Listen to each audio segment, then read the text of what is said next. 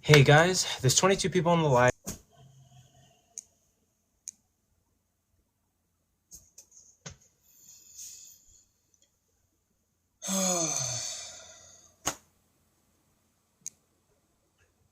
Alright, okay, alright.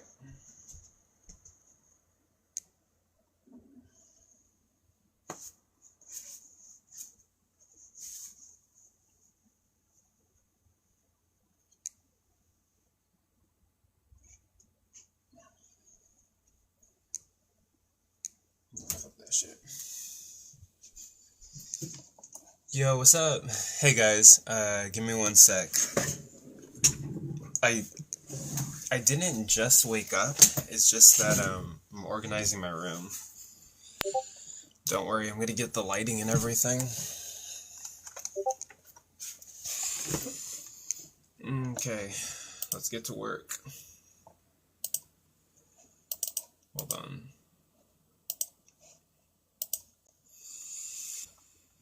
Yo, what's good, man? Yo, what's up? Hey. I'm hella big. Well, I didn't like this. How's it going?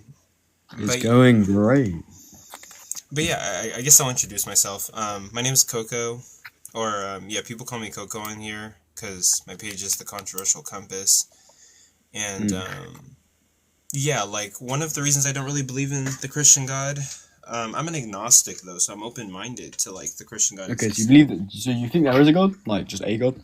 No, I don't hold to like any gods existing, but I'm open-minded to it. I'm just agnostic about it.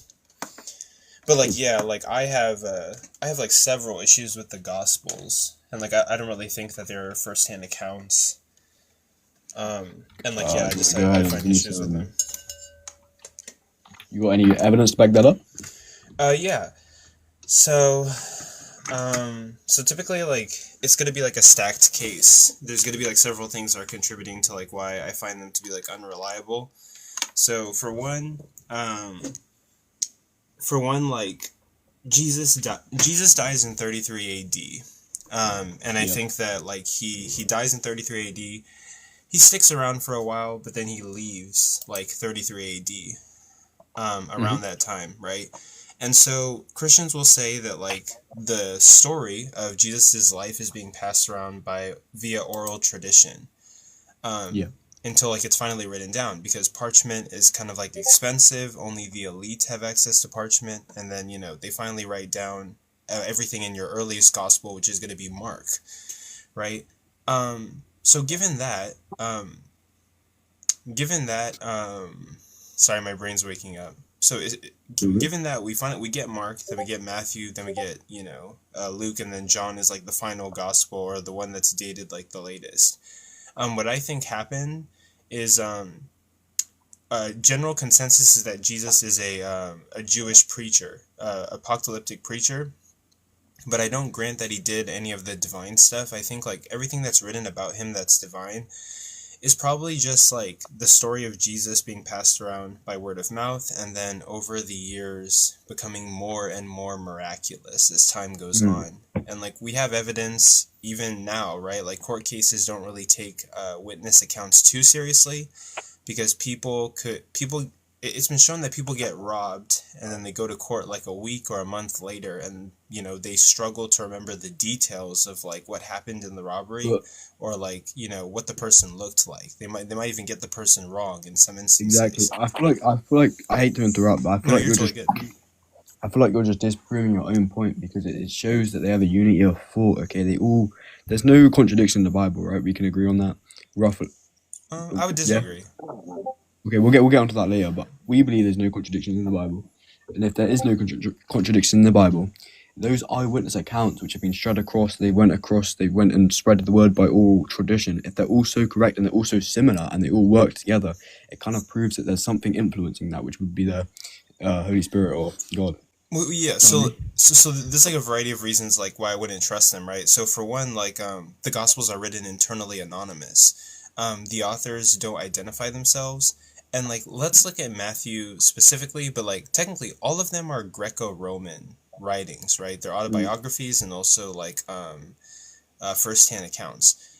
It's very rare that Greco-Roman autobiographies or first-hand accounts don't identify themselves. I have a list in my notes of like 15 different authors, including Tacitus, who in their works they identify themselves to some regard, right? But when it comes to these Gospels, they don't really identify themselves, so we don't really have any names. Until like Irenaeus. When Irenaeus writes in his work against the heresies, he identifies all 4 gospel authors. And the reason that I don't really trust Irenaeus is because, one, we don't know like his process, and also two, against the heresies was speaking out against other people who are saying or making claims that they had writings from Matthew, Mark, Luke, and John, right? So a bunch of people were making these claims. We don't know how they're getting these names, and Irenaeus is writing against the heresies to speak out against other people he claimed to be heretical. And claiming that they had some kind of writing. So they're getting the names from the oral tradition, which is what we were saying, like how they speak. They went out and preached the Bible without writing it down, and they just heard that and then went along with it and then educated Greek Christians and Oh, but how do we know that? And even with oral tradition, like how do we know they're correct, right? The authors are not saying anything about like their names being claimed to these writings, and then like oral tradition, like how do we know they're getting like the names from oral tradition? I would go back to how they all agree. Like, for example, in Matthew, it would mention something about Peter, okay? And then in Peter, it would, like, it's not like they have different names in the Bible, is it? Obviously, they have different translations, but it's all the same. All the different authors are using the same names and the same storyline, and they all agree on, like, the similar train of thought. So that's how I would. Well, yeah, but also, like, Matthew and Luke, I think, are known to be copying off of Mark, and Mark is writing on behalf of Peter. So it's kind of expected, like, sure, maybe they would agree on stuff. Is it proven they were copying off Mark, or were they just writing the same stuff? Because because when we read Matthew and Luke, right, like there are literally whole paragraphs that are exactly like what's written in Mark, especially like when it comes to Jesus recruiting Matthew. Like the verses read like word for word the same, except like there's a little bit confusion between like whether it was Levi or Matthew, and like I have an argument there, but that's a whole different thing. Yeah, so you say they copied. What's to say they didn't just use it as a source, as like instead of using the oral tradition? Because obviously after a while, it's gonna get contradicted and it's gonna get distorted. They would use the earliest written down one, which is obviously Mark. Yeah, I got my Bible here. Which ones are copied? Yeah. So I can give you like an example. So yeah, like the reason I'm saying that Matthew and Luke are copying off of Mark is because there are literally paragraphs that you read in Matthew that are word for word the same with paragraphs that are written in Mark. And Mark is the earliest gospel, and Matthew and Luke are coming later. And yeah, like even like biblical scholars would agree that like Matthew and Luke are copying off of Mark. So like for example, the one that I brought up, it's going to be about, let's see, hold on. It's going to be about like Levi. Where is it? So I'm looking at my notes. So I got my notes at the ready. Hold on. Shoot. Oh yeah, PRK I know PRK wants to come up. He's always talking about this stuff. But yeah, wait, PRK, you would say too that Matthew and Luke are copying off of Mark, because like literally there's paragraphs word for word that are in both of them. Yeah, it's like 80% or more of the content is about the same. All right, so show me one paragraph that's the same. Okay. It's gonna be pretty easy to do. I can find it. Okay, I got my Bible open right here. Okay, yeah. So when it comes to Matthew 9:9, right? Like I can read it for you. I'll fact check it. Matthew 9:9 says, "As Jesus was walking along, he saw a man called Matthew sitting at the tax collection station, and he said to him, 'Follow me.' And he got up and followed him." Then when we look at Luke 5:27 says, "As this, he went out and he saw a tax collector named Levi sitting at the tax collection station, and he said to him, 'Follow me.' And he got up and followed him." And then when we look at Mark... Wait, hold on. Matthew 9:9 tells me Wait, no, that's Matthew 8. Yeah, No, but still, that's just them saying the same story. It's not directly copied. Well, no, but like they were saying the same story, but it's like word for word. Wait, It's so like similar. Which is, if So something wait. happened, right? Yeah. So say you got up and sat on that bed. Okay, right now, is that bed? Okay, it doesn't matter. And me and Confetti were to write what you did. It would be almost the exact same. Well, yeah. Let's go back to what he's saying. So Matthew 9:9, as Jesus passed on from there, he saw a man named Matthew sitting at the tax office, and he said to him, "Follow me." So he arose and followed him. So you said which one copies it? I said Luke 5:27, but also look at like Mark 2:14. Okay, let's look at Luke. You said Luke 5? Yeah, 27. It does say the same thing. I didn't. The wording is slightly different though, so it's not like, It's slightly, so but Luke- like it's almost like word for word. it's not So wording. Luke, you said Luke 5:7, Luke 5:27. 5:27. Yeah. Okay, 5:27. Matthew the tax collector. After these things, he went out to the tax collection, and the tax collector named Levi sitting at the tax office. He said to follow him, follow me. He left and rose. Yeah, it says Matthew the tax. It's the same story of Yeah. Matthew the tax collector. Yeah, but like the wording is almost even the same between both of those. But it's Because not. it's the same story. Yeah. So yeah. About And Matthew. My analogy with you sitting on the bed. Yeah, They say and the then same like thing. this is the case for like a lot of the literature between Matthew, Luke, and also Mark. So Mark is your earliest dated gospel, and like Matthew and Luke are coming later. But And, this one is like, clearly the same story, though. Yeah, and like a lot of historians would say that like Matthew and Luke are copying off of Mark because when you read Matthew and Luke, literally they're talking about the same story, but like the words that they're using exactly are in Mark. It's like word for word almost exactly in Mark. So they would suggest that like Matthew and Luke are probably copying off of Mark and taking inspiration from Mark.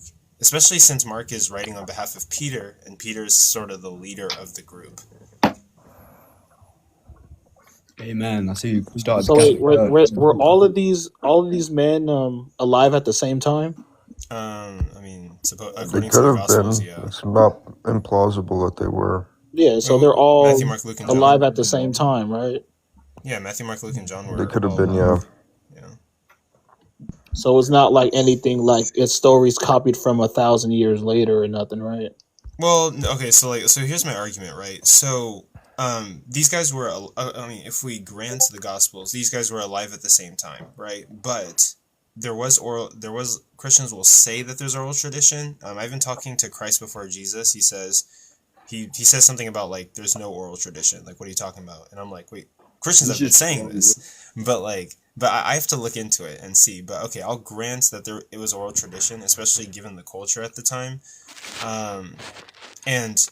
The problem is there's this oral tradition happening, and nothing was written down for decades, because if it was, we'd be able to date it closer to Jesus's death or Jesus's life. It would be a contemporary. It's not a contemporary.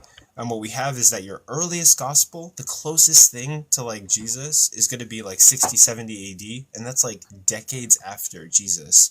Jesus died and left around 33 AD. Yeah, but So Coco, that's not. with Wait, this really quick. repeat. So who's Levi? So go ahead, PRK, and then I'll answer that. So yeah, I was just gonna say, if he is writing in 70 AD, let's say, he would have access to people who knew the disciples or early Christian communities that would have had some type of oral tradition that goes back to the disciples, plausibly. So I would consider that too. I mean, Mark could definitely be having a legitimate preservation of oral traditions that were circulating amongst like very early Christian communities. So that's something you have to consider. My only problem with like oral tradition is that like humans are fallible, even like the best humans. And like yeah, like I'm gonna refer to like court cases, right? Like people get robbed, and like a week later go to court and they can't even get the details of who robbed them, like their face features correct, right? So yeah. So like imagine if like within like a week or months. Details about a certain story can get scrambled and people's brains can't remember accurately details 100%. So imagine you have those details going from person to person, multiple people for decades, and then finally we get it written down in like 60, 70 But AD at the earliest. But it's still the early church community that would have probably known But then even a lot looking at about where you Jesus. guys are saying that it's repeated, Matthew doesn't say which house they went to have a feast. And when you look at it in Luke, Luke specifically says they went to Levi's house to have the feast with the tax collectors. Well, yeah, but like Luke real is quick, I'm interrupting. But a second ago, you made that point where our words would get corrupted, right? We're not fallible, yeah? Yeah. Surely you think there would be a lot more contradictions and stuff in the Bible, right? Than there is. Well, yeah, so like if we're focusing on the Gospels, that's where my other issues come in, right? So Mark talks about Jesus's life, and it's going to be the earliest Gospel. Then when I look at later Gospels, they're talking about stuff that Mark didn't even mention, which is they're leaving out like whole events. Wait, but all of them are supposed to be Greco-Roman autobiographies and like first-hand accounts of like Jesus. Yeah, but Mark didn't see everything Jesus did, same as Peter. They all seemed like they weren't always there all the time, were they? So how are they like first-hand accounts? And like they were the followers of Jesus. They are first-hand accounts, but like what Matthew says, what Matthew sees and what Luke sees aren't the same thing. Okay, so let me give you an example. I think John. Okay, let me look at my notes. So, if I'm gonna be correct, I think John talks about Lazarus raising from the dead, right? Given that, oh shoot, where'd he go? I was gonna talk to that guy, but John talks about Lazarus raising from the dead. Was Mark, Matthew, and Luke not there for Lazarus raising from the dead? What Bible verse is that? I can find it. Let me see. Let's see. John talking about Lazarus. Okay, so it's basically going to be John chapter 11, the death of Lazarus. Okay, I'm right here. Okay, yeah, so John talks about it, but when it comes to Mark, the earliest gospel, Mark doesn't talk about it, Matthew doesn't mention it, and Luke doesn't mention anything about Lazarus. Okay, so wait, let's see who was all there, bro. So the death of Lazarus. Now a certain man was sick, Lazarus of Bethany, the town of Mary and her sister Martha. It was that Mary who anointed the Lord, fragrant oil, wiped his feet. Oh, Jesus. So, okay, so saying that Martha was there and Mary was there,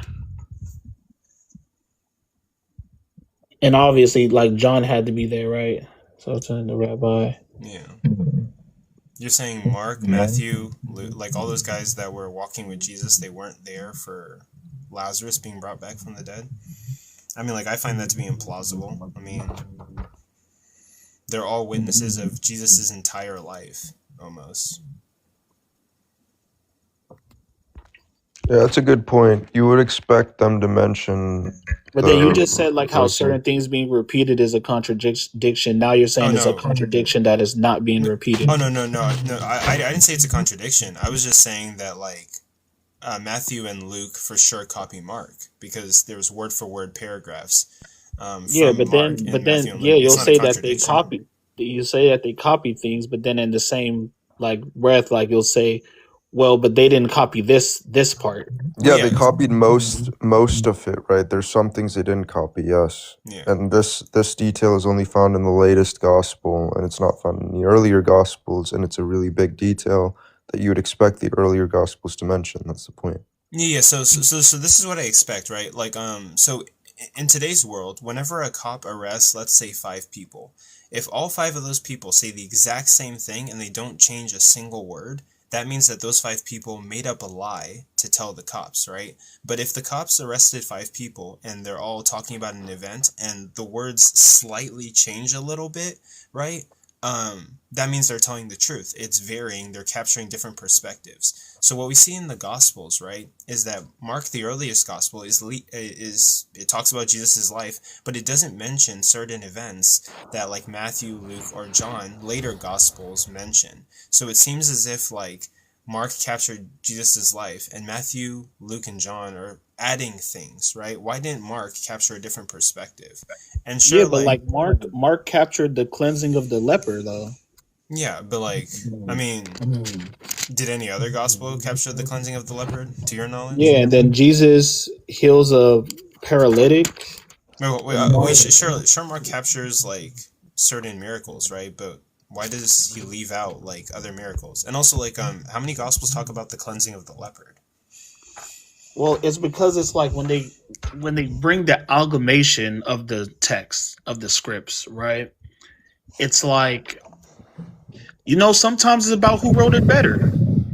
Well, yeah, but like, I mean, that still doesn't explain why like all of these are supposed to be like Greco-Roman autobiographies and first-hand accounts, and like that doesn't explain why some people are leaving out whole events.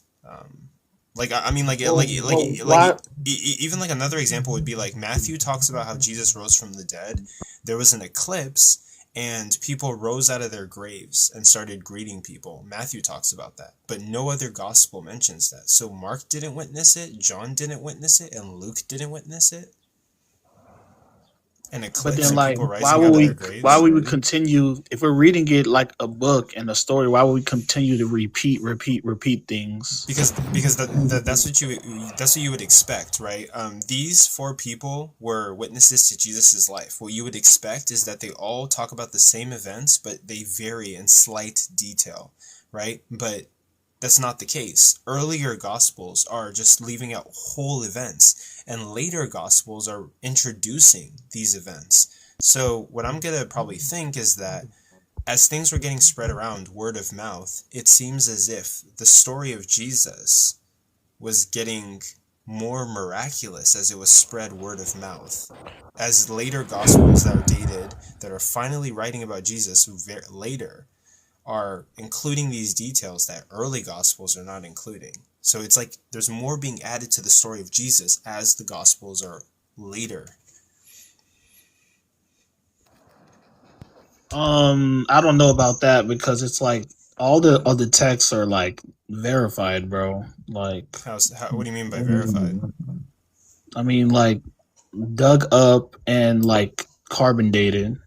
Well, I mean, They're sure. carbon dated. Well, I mean, sure. Like, yeah, they're dated. They use paleography. Yeah, I'm not Like, sure. even like, for example, like the story of Enoch, like that's not part of the canon. It isn't, but like it's like these scripts, they exist and it's like I don't want to say at the end of the day because I hate when people say that, but it's like when you come together and you're writing a book with different authors, like you're gonna like leave things in and leave things out, to like make it a more flowing story. Well, I mean, like, do you think that an event as significant as an eclipse and people rising from their graves, like Mark would leave that out? I mean, Mark, if you look at his book, he talks about the plot to KIL Jesus. Yeah, but like what I'm asking is like why did he leave out the eclipse and people raising from the dead, like tons of people? Because then he has a story about feeding 5,000 people. Well, I mean, like, but if his goal is to talk about Jesus's life and like all of the miraculous things, right? I think the resurrection is going to be more important than any other miracle that Jesus did. So it would be expected that Mark would talk about the details surrounding the resurrection, especially that an eclipse happened and people rose out of their graves. I mean, but like, who talked about that? Matthew, right? Did. Yeah, but Matthew is a later gospel, and like Mark didn't talk about it. So what I'm assuming is that Matthew added to the story of Jesus. Mark, that's earlier than Matthew, older than Matthew, didn't even mention this eclipse or people rising from the dead. So you think that Matthew made it up? No, I'm thinking Matthew added it. Yeah, for sure. And also, I mean, like, also because not only is it not present in earlier Gospels, we don't have any other first-hand accounts to verify this. Sure, like Matthew talks about it, but then even later Gospels, like John comes after Matthew. He doesn't even talk about, like, the eclipse and people rising from the dead. We have no other first-hand accounts of this eclipse and people rising from the dead. So you think the apostles were lying? Well, the apostles probably didn't write those Yeah, gospels. I'm even saying, like, I don't think Matthew, Mark, Luke, and John wrote the Gospels. Like, I would even make that claim. So who do you think added it to it? Unknown authors. We don't even know, like, who the authors are. Because, I mean, sure, like the... So you think that the people just came along and was like, you know what we finna do, bro? We finna boast up Jesus. Let's say that he, you know, did this thing and that thing. Like, you Yeah, know, it's so good people, literature. Well, yeah. Do you know how many pieces so of people can literature? think he's greater than he Well, was. yeah. So, like, do you know how many pieces of literature were left out of the canon? There were tons of stuff written about Jesus doing all sorts of magic, but a ton of that stuff was left out, and only these Gospels were kept in.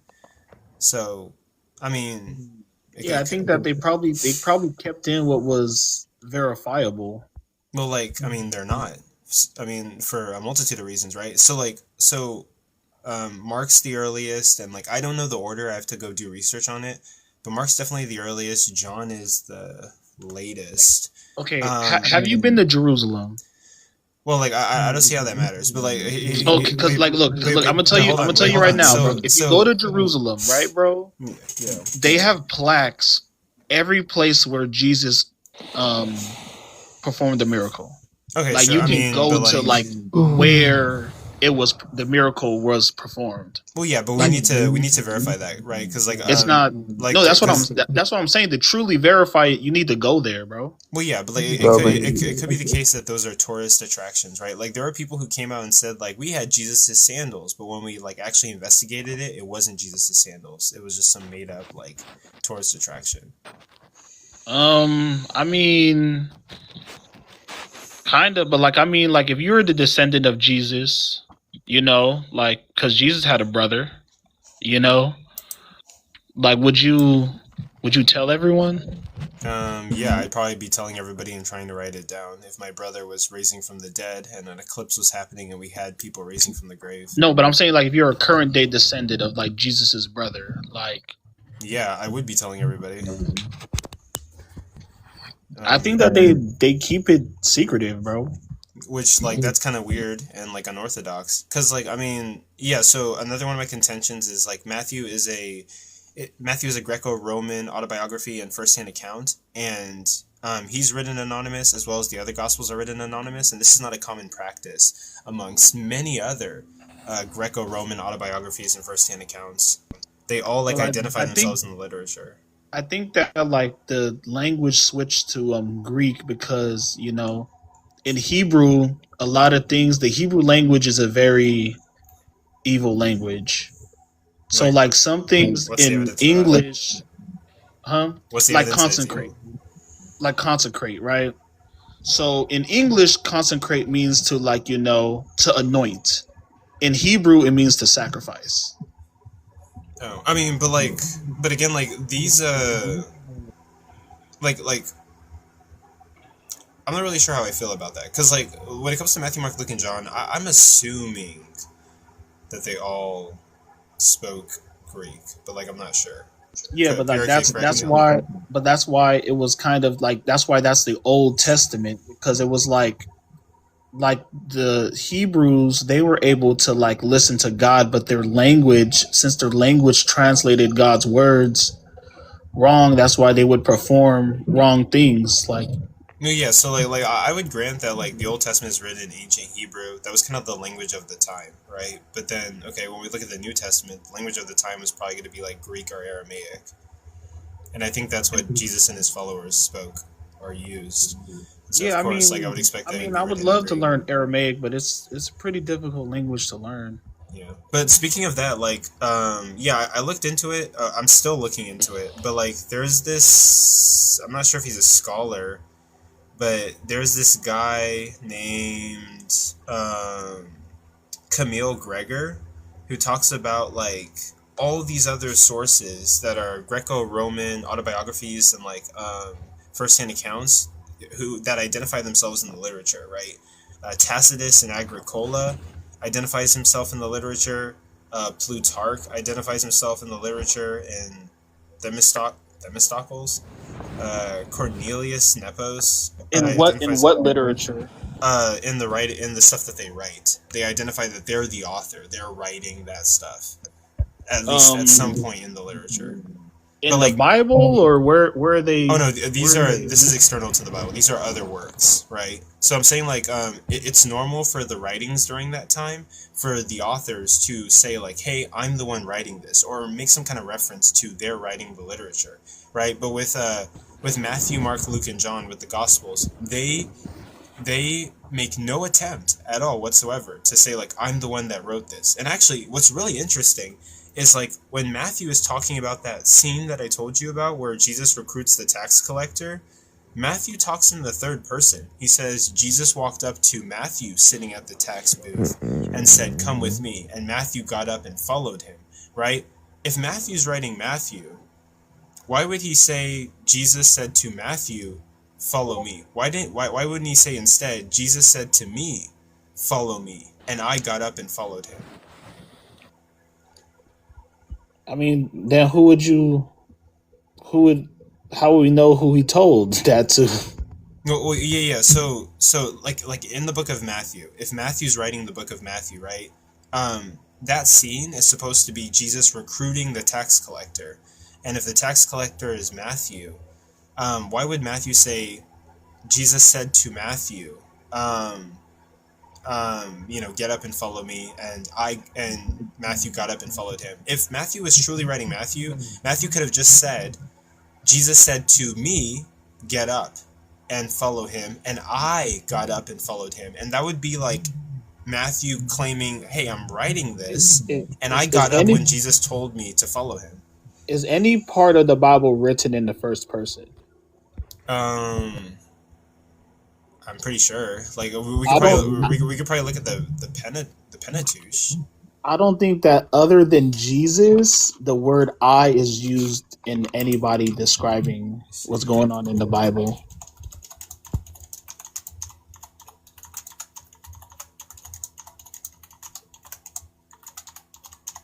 Is any book in the Bible written in first person? Yes, several books in the Bible are written in first person. I, me, we, my, particularly within prophecy, wisdom, literature, and Pauline epistles. Notable examples include Revelation is written in the first person by John, and then Nehemiah is written in the first person. Ecclesiastes is written in the first person, and parts of Jeremiah is written in the first person. Parts of Ezekiel is written in the first person, and parts of Daniel is written in the first person. Revelation, John says I, and Nehemiah, it uses I. Ecclesiastes, the narrator identifies himself as the preacher, the son of David, king of Jerusalem. There are plenty of books in the Bible that are written in first person, but for some reason... Are those all at the very end? Revelation's at the very end, but, some of these are Old Testament books, I'm pretty sure. Ecclesiastes? That's Old Testament, I think. But you said Ephesians? You said, or what? Ecclesiastes is... Ecclesiastes. 8:10. Is Ecclesiastes... Who is Ecclesiastes? Ecclesiastes is a book. It's an epistle in the New Testament. It's New Testament. Shit. Okay, that's all. But like when he's referring to I in Ecclesiastes, like who is that? That would be Paul. The narrator identifies himself as the preacher, the son of David, the king of Jerusalem.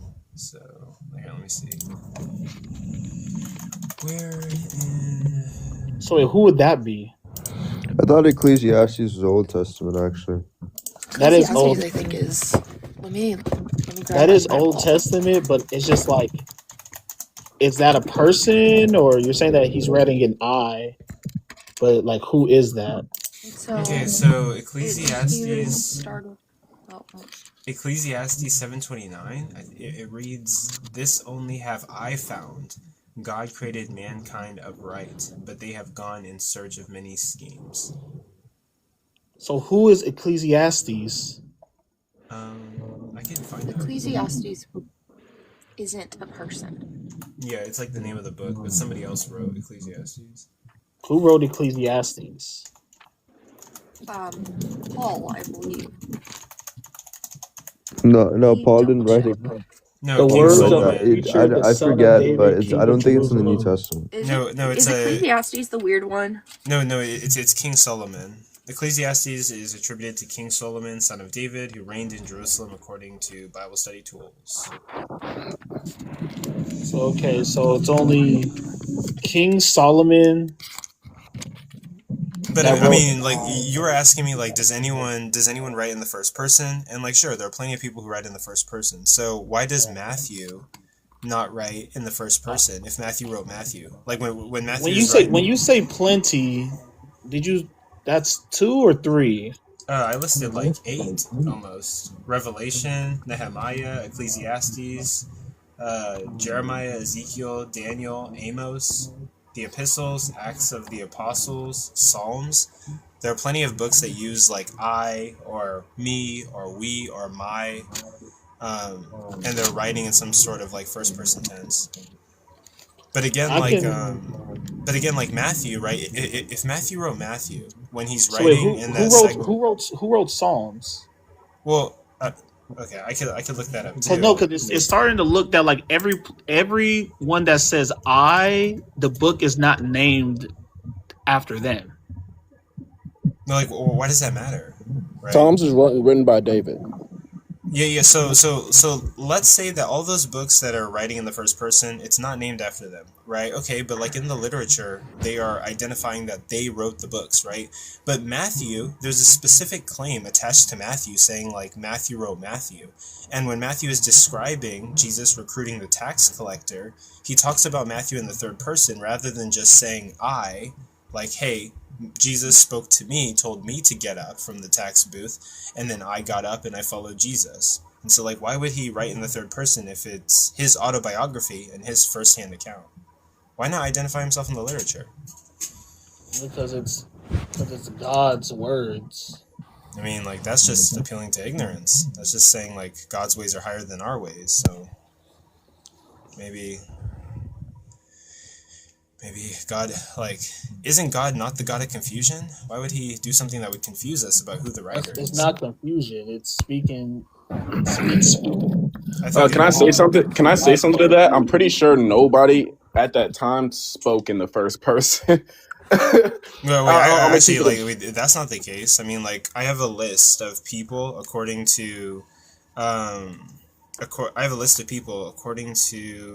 it, I can't find him again. I'm pretty sure Tacitus also didn't speak in the first person. That's just how Romans spoke. Well, no, Tacitus in Agricola identifies himself in the literature. Yeah, that's in every single text that he wrote. Not in every single text, but at least one specific text. Yeah, he identifies At himself. least one specific text. Theosophical wondering. Yo, dude, I'm gonna debate somebody on the Gospels, but if you help them, I might lose. But like, I'm taking the challenge. So, like, I'm studying the fuck out of these Gospels. Yeah, it's all good, man. I'm driving. I hope I'm not too noisy. No, you're good. Okay. Yeah, I heard some of what you were saying. So, yeah, like I said in that video, it's not uncommon for ancient authors to not name themselves in their writing. I would actually disagree with you. So, like, there's this guy I'm looking into named Camille Gregor, and he was helping on this YouTube video, I think by the Paul whatever, like this YouTube video called Paulology or something. I don't know. Wait, hold Apologia. on. Yeah, Apologia. Basically he talks about how like there are plenty of writers who are writing Greco-Roman autobiographies and first-hand accounts who like identify themselves. There's like a whole list, including I'm not saying nobody does. I'm saying there's also quite a bit who don't. Like Plutarch never names himself. Julius Caesar. As far as I know. Yeah, as far as I know, Tacitus does not say I Tacitus wrote this. And but they, like Plutarch does speak in the first person, but then you have like Xenophon, he does third person reporting. Wait. So it's Oh, go ahead. yeah, I was gonna say, so I'm not saying nobody does, but I'm saying like a lot of times they don't either. So But it's not like a decisive like knock, as far as I know. You know what I mean? Yeah, but all those people who are like not identifying themselves, are they like in antiquity, and are they Greco-Roman autobiographies? Plutarch and Tacitus, yeah, for sure. Yeah. Okay, but I mean, for Tacitus, I do have something of him like identifying himself in Agricola. But I get I can look into what you're saying. Which ones are like not identifying themselves? Julius Caesar, Josephus. But like, are those antiquity? Julius Caesar.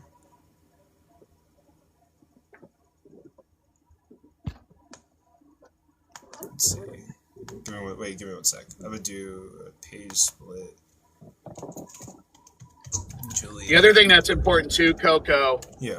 Like I said in that video, is if they were anonymous, the church would have flagged that, because they typically flagged books they weren't sure of. Like that's why a lot of books didn't make it into the canon until later, or some books never made it at all because they were never sure who wrote it.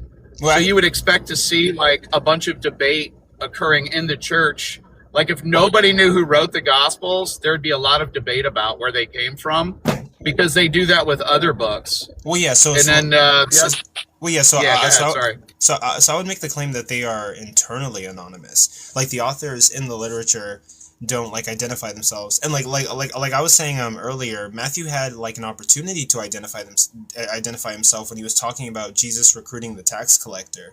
Like he says that Jesus walked up to the tax booth, he saw Matthew sitting at the tax booth, and he said, "Get up and follow me," and Matthew got up and followed Jesus, right? If Matthew was writing Matthew, why didn't he write it in first person and say like, Jesus told me to get up from the tax booth and I got up and followed Jesus? Right, that's a like ample opportunity for like Matthew to identify himself in the text, but Matthew doesn't identify himself. Rather, he talks in the third person. Well, can I ask you? And then you have Doesn't that consider other? You have like Xenophon doing similar things. He's another writer from antiquity. He writes in the third person as well. Yeah, but he's writing so I don't think it's decisive. And the other point too is like, again, if nobody knew who wrote them, the church would be debating it, because you see them debate other anonymous writings. Like Hebrews is like the case study that you see them debating. They're not sure who wrote it. And that's why Xenophon is writing under as a pseudonym, so I don't know why. It would be obvious why he wouldn't speak in first person. He's writing under a different name. He's pretending to be someone else in the text, so it's obvious why he wouldn't speak in first person. What's surprising with the gospel accounts is that if their eyewitnesses are based on eyewitness testimony, even if we wouldn't necessarily expect them to directly identify who they are, we would expect it to be indicated somewhere in the text, as are pretty much every other work we have in ancient literature. When there's an eyewitness account, it's indicated somewhere in the text, either by speaking in first person or indicating themselves directly by name. That's not true. Right. Well, then I guess Pretty much what I every- would yeah, say it's- is There's very few examples. hold on a you can come second. up with I got to for the mute. I'm alternative. driving. Hold on. No, you're good. There's very few examples you can come up with the alternative. You guys brought up there's only really two examples I'm aware of. It's going to be Julius Caesar and it's going to be Xenophon. Now Xenophon is writing under a pseudonym, so it's obvious why he wouldn't directly speak in first person, because he's pretending to be someone else in the text. And the only example you can bring up is Julius Caesar. But Julius Caesar, everyone knew that Julius Caesar was writing that when it was published, so there's no reason for him to speak that way. All the other examples we have, when there's some kind of eyewitness to an event, they indicate that somewhere in the text, at least all the examples I'm aware of. Right. So if they are truly anonymous and nobody knows who wrote them, why don't you see a ton of debate about it? Right? And I know you mentioned the Alogi and also Marcion, but when you look at the Alogi, like a lot of their issues were theological. It wasn't like it's sort of like saying, hey, there's debate about evolution, and I cite Ken Ham, and I'm like, well, not really in the scientific community. Well, So we would. Do you see what I'm saying? let's ask a couple things here. The people that debate the author of Hebrews and debate the author of Revelation, are those people also arguing those books should not be considered scripture? No, they're just bracketing that it's unclear like who the author is. Yeah, but you don't really see that in the Gospels. Those people that bring that up also don't think those books should be considered scripture, right? So there's not really anyone in the proto-Orthodox movement, if we want to call it that look at these Gospels and think they shouldn't be scripture. So why the hell would they debate the authorship? Well, like, my issue here is, look, you have Mark and Luke as well, and if the church was just this group of people that wanted to just slap disciples' names on them, why wouldn't they have named disciples in regards Oh, that's easy to answer. For one, we have a pretty good idea where the idea that Mark wrote a gospel came from. It comes from Papias, so there's already a tradition about this guy Mark composing a gospel. But there's issues with Papias' account in which we should probably determine that he's not talking about the gospel that made it into the New Testament.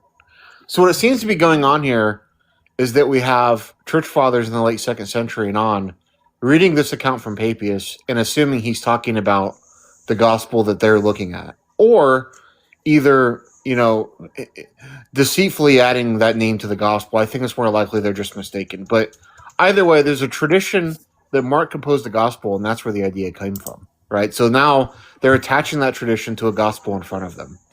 Now, as for Mark not being someone important, I strongly disagree. I mean, Mark was essentially, when we look at what is said about Mark's gospel, it's supposed to be Peter's gospel. This is supposed to be from Peter's testimony.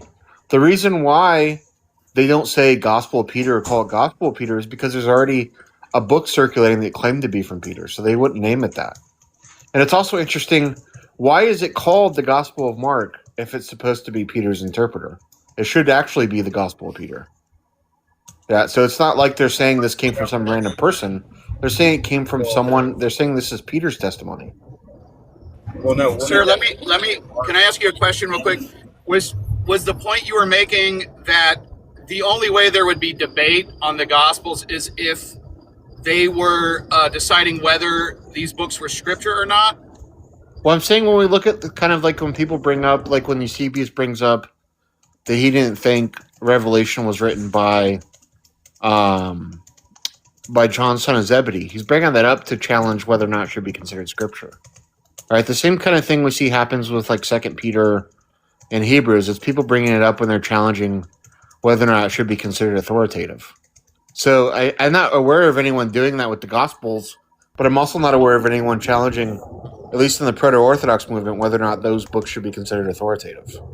Right. So wouldn't we expect if they were truly anonymous that would call into question whether they should be included in the same way that these other books were? No. Why not? So. Why would we expect if you don't know who the author is, wouldn't that kind of bring in it could have been someone who's a non-apostle. It could have been a Gnostic. If nobody knew, it seems like there would definitely be debate about it, but you don't see that. Well, no, yeah, but I just told you why we wouldn't really expect a debate. They considered the books authoritative. How would they consider them authoritative if they didn't know who wrote them? Well, because they're early stories about Jesus. Yeah, the earliest. Yeah, but I mean, when you look at like books like Lee McDonald, when he writes about the canon, the formation of the canon, one of the main criteria was apostolicity. Like they have to determine that these books were not written by like second or third hand people. Like these. And how these did they people, determine that? Through tradition, through like I mean, you got to know where they come tradition that from. they got wrong. Obviously, I just brought up Papias. Yeah, but I'm Where's the saying that tradition coming from? if nobody knew who wrote them, how do you know they're authoritative? That could have been a Gnostic who wrote them. Seems like I definitely call it into question. Well, the idea that there came from apostles, right? These apostles was an idea that evolved, right? So initially, when we see people quoting them, they don't call them Matthew, Mark, Luke, and John. They refer to them by, like Justin Martyr calls them members of the apostles. Ignatius, when he alludes to them, calls it the gospel of Jesus Christ. Right? There's these different names they're referred to. We don't start getting the name Matthew, Mark, Luke, and John until the end of the 2nd century. All right. Yeah, I mean that seems incidental because there's obviously a tradition that predates that. It's not like Yeah, from Papias. Irenaeus or Papias just made it up right on the fly. No, This is Papias something didn't. they received. You know what I How do you mean? know Papias isn't talking about different books? Do you think that they just like declared this by fiat? They didn't receive this from anybody. There's nothing that predated them. Well, Papias tells us where he got his information from.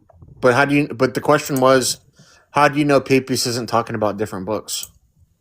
I'm not sure. That's something I still have to look in. But what I'm trying to suggest is that these guys, it's more likely that they received this from people prior to them. And I think No. if Hebrews or Second Peter were called into question as far as scripture goes, it had to do with like nobody was sure who wrote them. And I think that same debate would apply here for the Gospels. If nobody knew who wrote them, it seems like there'd be all kinds of debate around them. I They don't wouldn't just think. take it at face value. All right. Well, that's not. But again, the debate about Second Peter and Hebrews arose from whether or not the people liked what was in the book, not necessarily whether or not they had any reason to know who wrote them. I mean, honestly, I don't really think they have good reason to know who wrote any of these. Sir, if you admit that the church appealed to earlier tradition in regards to Mark, why wouldn't you grant the same thing in regards to the other gospels? Well, they do with Mark and Matthew, right? They bring up where the tradition comes from. So with Mark and Matthew, it's coming from this guy Papias, and Papias is very obviously not talking about the books that are in the New Testament. Like if we just look at what Papias says about Matthew, he says Matthew was composed in Hebrew. That cannot be the Gospel of Matthew. Wait, Steelman, what'd you say? Were you asking like what era? I was asking whether or not, well, not whether or not, rather, what era in time did Papias speak about Jesus? Well, Papias is thought to be early 2nd century. That's kind of the Okay. mainstream view. From my understanding, the Gospels were written from the 1st century, from, I believe, 50 AD, before that, could have been before that, and then 95 AD. But afterward, Yeah, it's interesting you guys bring up date ranges like this, right? It's like you guys are charitable to the early date, but not the later date, right? Because sure, but it's all interpretations. Because if it was Jesus' well, word the itself, the mainstream range is like 70 to like 100, right? But okay, the actual range among, if we look at all the scholars, is going to be like 50 AD to like 150 AD. yes, I agree. Okay, so but okay, if we're looking at what gospels are written when, right? I mean, I think the only ones we can have a pretty good place to put in the 1st century is going to be Matthew and Mark. Okay. Okay. Now, when Papias is writing, I think there's a lot of indications he gives that he doesn't have access to Matthew. Okay. One indication is again that he says Matthew was composed in Hebrew. Okay, which isn't the case because we know Matthew's using Greek source text. He's using the Gospel of Mark in the Greek Septuagint, which doesn't make sense if he's writing in Hebrew. You can't copy Greek source text and write in Hebrew. Otherwise, you wouldn't be copying the text. And then secondly, he has a tradition that's preserved about Judas's death that's not found in either Matthew or Luke, which doesn't make sense if he's looking at the Gospel of Matthew. Okay. And if he's not talking about whatever book he's talking about that he says Matthew wrote that's in Hebrew is not the Gospel of Matthew. He's talking about something else. And when we look at church fathers, when they're thumbing through the historical record to try to find someone that has some sort of tradition that goes back to the apostles, it's very interesting that the person they find is someone that they're not a big fan of. Because Eusebius calls this guy Papias an idiot, right? What other tradition is there that ties Matthew and Mark to writing Gospels? It's all from Papias. Well, Papias, you said, spoke in which era? 2nd century, right? So Early we wanna 2nd century. confirm- if we want to confirm whether or not something is valid, why don't we just consider, like you're saying, primary source material? Essentially, what you're saying. But what books is he looking at is the question. Oh, I don't remember the name of the books. I've read them, but I just remember the name. No. I'm saying why think Papias is looking at canonical Matthew or canonical Mark? He doesn't give us any indications. Papias has books that he's aware of, right? That he says Matthew wrote one and Mark wrote one. But you guys are assuming, and the church is assuming, he's talking about the books that you guys have. But why assume that? He gives no indication of that, and in fact, he gives us indication of the contrary.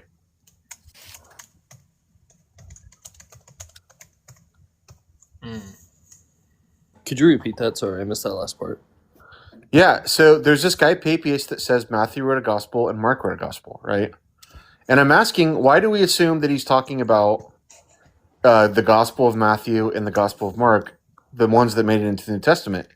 Because he doesn't give us any indication those are the two books he's talking about. In fact, the indication he gives us is to the contrary. Given the reasons I've provided here. One, he says Matthew was composed in Hebrew, which we know is not the case. And two, he says that he reports a tradition about Judas's death that's not found in either Matthew or Luke. So I think he's talking about the Gospel of Matthew there. He seems to be talking about some other book. Maybe a book that's lost, or maybe one of the Gnostic Gospels we're aware of. Would it be like out of the world to like presuppose that he's talking about these books just based upon their names? No. Why would we think that? Just because like at straight word value, if we're going to talk about Mark and Matthew, like if there's gospels about Mark and Matthew, why would it not be these two? I know what you just said, because like the Hebrew and the reasons like, I gave traditions that weren't.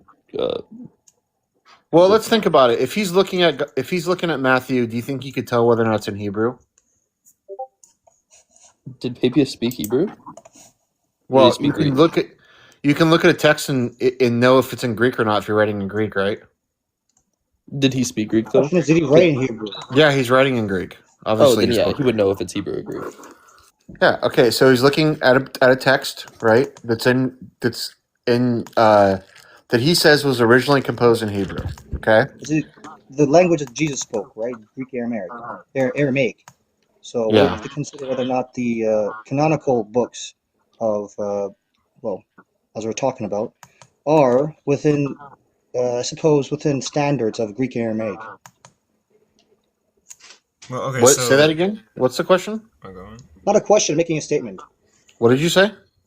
Essentially, what I'm stating is, steam at it. We have to consider whether or not the canonical books are of standard, or rather, can be interpreted best from Greek Aramaic to whatever language we're speaking now, or whatever books were written in that language must be considered if it's of standard. Well, we know. Okay, so we know that Matthew's using Mark as a source. That's one thing we know. He's copying Mark, in some cases word for word. Okay. Okay. He can't do that if he's writing in Hebrew. He just can't. You can't copy a Greek text word for word in Hebrew and then have it somehow translated back to word for word in Greek. That's not how language works. If you translate something from Spanish to English, right, and then have someone retranslate it to Spanish, it's not going to be word from word from the original Spanish translation. That's just not how language works. Well, perhaps you could utilize a language thus similar to, or more similar to that language, and then interpret there. And then we could utilize a chain of languages that have similar interpretations of that set language, and then we could just interpret it from there. I don't know what you're talking about. My point is that Matthew. Okay. Matthew's. You're not. Does anyone understand what this guy's saying? It's not just me. I doubt anyone understands what you're saying right now. What are you talking about? I could steel man it for you. Fine. What issue am I bringing up here? Matthew's using Mark as a source text, right? He's copying Mark, right? Do you understand what I'm saying there? Yeah, I do understand what you're saying, but I'm just stating we have to consider the linguistic conventions, right? We have to use the linguistic convention appropriately. That's all I'm saying. Mark was written in Greek. Mark was written in Greek, okay? If Matthew's copying Mark in Greek, it can't be in Hebrew. We wouldn't have a word-for-word copy if that's the case. Okay. Okay, so whatever book Papias is talking about, he's either confused or it's not the book that we're looking for. Okay? Yes. Now we have other people that claim to have this Hebrew Matthew that say it was translated into Greek. But Greek Matthew is not a translation from Hebrew. It's copying Greek text. It's using Greek text, so it's not a translation. So whatever book the church is just confused about this whole issue. The early church is confused about what they're looking at. Wait, can I investigate this further? Because now you're saying that they're using Greek text. What exact text are they using? Matthew, I told you Luke this. copy Mark. Matthew and Luke are using Mark, and Matthew's also using the Greek Septuagint. It has to do with it has to do with the synoptic problem. Yeah. Okay. All right. Fair enough. I have no arguments. I have nothing to state anything. I just agree and follow along. Anything. I just agree and follow along. Okay, so like if you have this guy, right, that's talking about these books that were composed by apostles, right, and says one book was composed by Matthew, one book was composed by Mark. Okay, that doesn't mean that the books he's talking about are the books you're looking at just because someone else is claiming the books you have are composed by Matthew and Mark. What makes more sense here is that the church in the late 2nd century is trying to find apostles to attach to the books they're looking at, right? And this is the best tradition they can find is from this guy. That's what makes more sense to me. Holy shit, that scared me. I just had an alarm go off and it scared the shit out of me. Hey, sir, let me ask you a question. Did was the church worried about false gospels and pseudographical writings? Yeah, and they were also unsuccessful in filtering those out because although they say that's their concern, I think they're more motivated by finding books that agree with them theologically. Also, like, really quick, Irenaeus, he's writing a work called Against the Heresies. He's basically saying, like, all the other people who are claiming that, like, they got books from Matthew, Mark, Luke, and John are heretical, and he has it right. And he's naming Matthew, Mark, Luke, and John in his writings. Well, my point is like if the church was worried about this, it seems like that would even raise the probability there'd be a lot of debate surrounding the Gospels if nobody knew who wrote them. Not if it agrees with them theologically. Why would they bother? Well, Hebrews, I think Hebrews, if I recollect, the reason Hebrews was included is because it was Orthodox, but they weren't sure if they weren't sure of the authorship, if an apostle wrote it. And like Lee Martin McDonald in his book on the canon, that was like one of their primary criteria. So they had to make sure it was like apostolic. So this would just like raise the probability, like if nobody knew where the Gospels came from, there would be tons of debate, but there isn't. And you'd also see a lot of copies of anonymous versions, but you don't see that either. So this is like pretty strong counter evidence against the idea that they're anonymous. Well, we've already kind of hashed out the first point several times here. What's the second point you brought up? The second point is that oh geez, sorry. We would see anonymous copies. What does that mean? If nobody knew who wrote them or where they came from, you would see the same kind of debate surrounding them that you see with Hebrews. Yeah, but Peter. I've already given you my response to that. What was the second point? What was your response? Why wouldn't we expect that? Because the debate about Hebrews, 2 Peter, and what was the other book? Hebrews, 2 Peter, and Revelation have to do with the theological disagreements, right? The people have theological things they disagree with in the book, and then they say, it had nothing to do with authorship at all. Like that never came into question. How would they know who wrote these things? That's the point. If they didn't know, then that's why they were put on hold as far as being included. I think Hebrews, as far as I know, you're saying Hebrews was only questioned because of its orthodoxy. See, I would disagree with that. I think it was included because of its orthodoxy, but it was put on hold because of its authorship. They weren't sure who wrote it. I don't know specifically about Hebrews, but I know with Revelation, a lot of the debate was whether or not they should agree with these books theologically. Okay, so they would use that as kind of a jumping off point to argue against authorship, that it didn't come from John the Apostle, John son of Zebedee. Right, but the debate stemmed from the theological disagreements, which also is what we see with 2 Peter, and I imagine is what we're going to see, what I would see with Hebrews if I looked into it. So the claim here is that the only reason news books were put on hold is because of their orthodoxy, not their authorship. That there was theological things that there was a tension with the church. Yeah, that those theological reasons, But not their authorship. that they used the authorship as the argument, but the underpinning to all that was the theological disagreement. Okay. Well, I think I would disagree. I don't have anything on hand, but Lee Martin McDonald doesn't say that. He says it was due to their authorship. But I And want the to reason like a book like Hebrews was included was because it was orthodox. Like its teaching was orthodox. And you also have things like the Didache, which was orthodox, but it wasn't included in scripture because it wasn't written by apostles. It was written by like second generation people, which kind of ties to my point. One of the key criteria for a book's inclusion was it had to be apostolic. And so you would think if the Gospels, nobody knew who wrote them, nobody knew if an apostle wrote them, there'd be all kinds of debate surrounding it, but you don't see that. But hey, I got to roll. You can have the last word, brother. But what was the second point? I'm trying to get to the second point you brought up. You said something about we'd expect anonymous copies. I don't know what you mean by that. Hold on a second. What I mean is that with Hebrews, you have anonymous copies of it. You see, you see that in the manuscript evidence. Hebrews is anonymous. But you don't see that with the Gospels. You don't see any anonymous copies. They're all attributed in the manuscript evidence. For one, let's point out. Let's first establish Hebrews is anonymous. It doesn't say Paul's not addressed to the letter anywhere.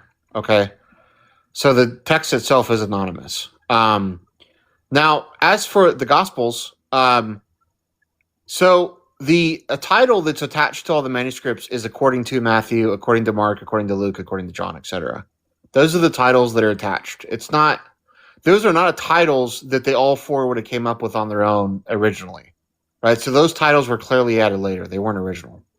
Now, if you're looking for an example of a manuscript that doesn't have the title on it, we actually do have one such example. It's going to be P1. It's an early copy of Matthew that doesn't have Matthew's name at the top of the page.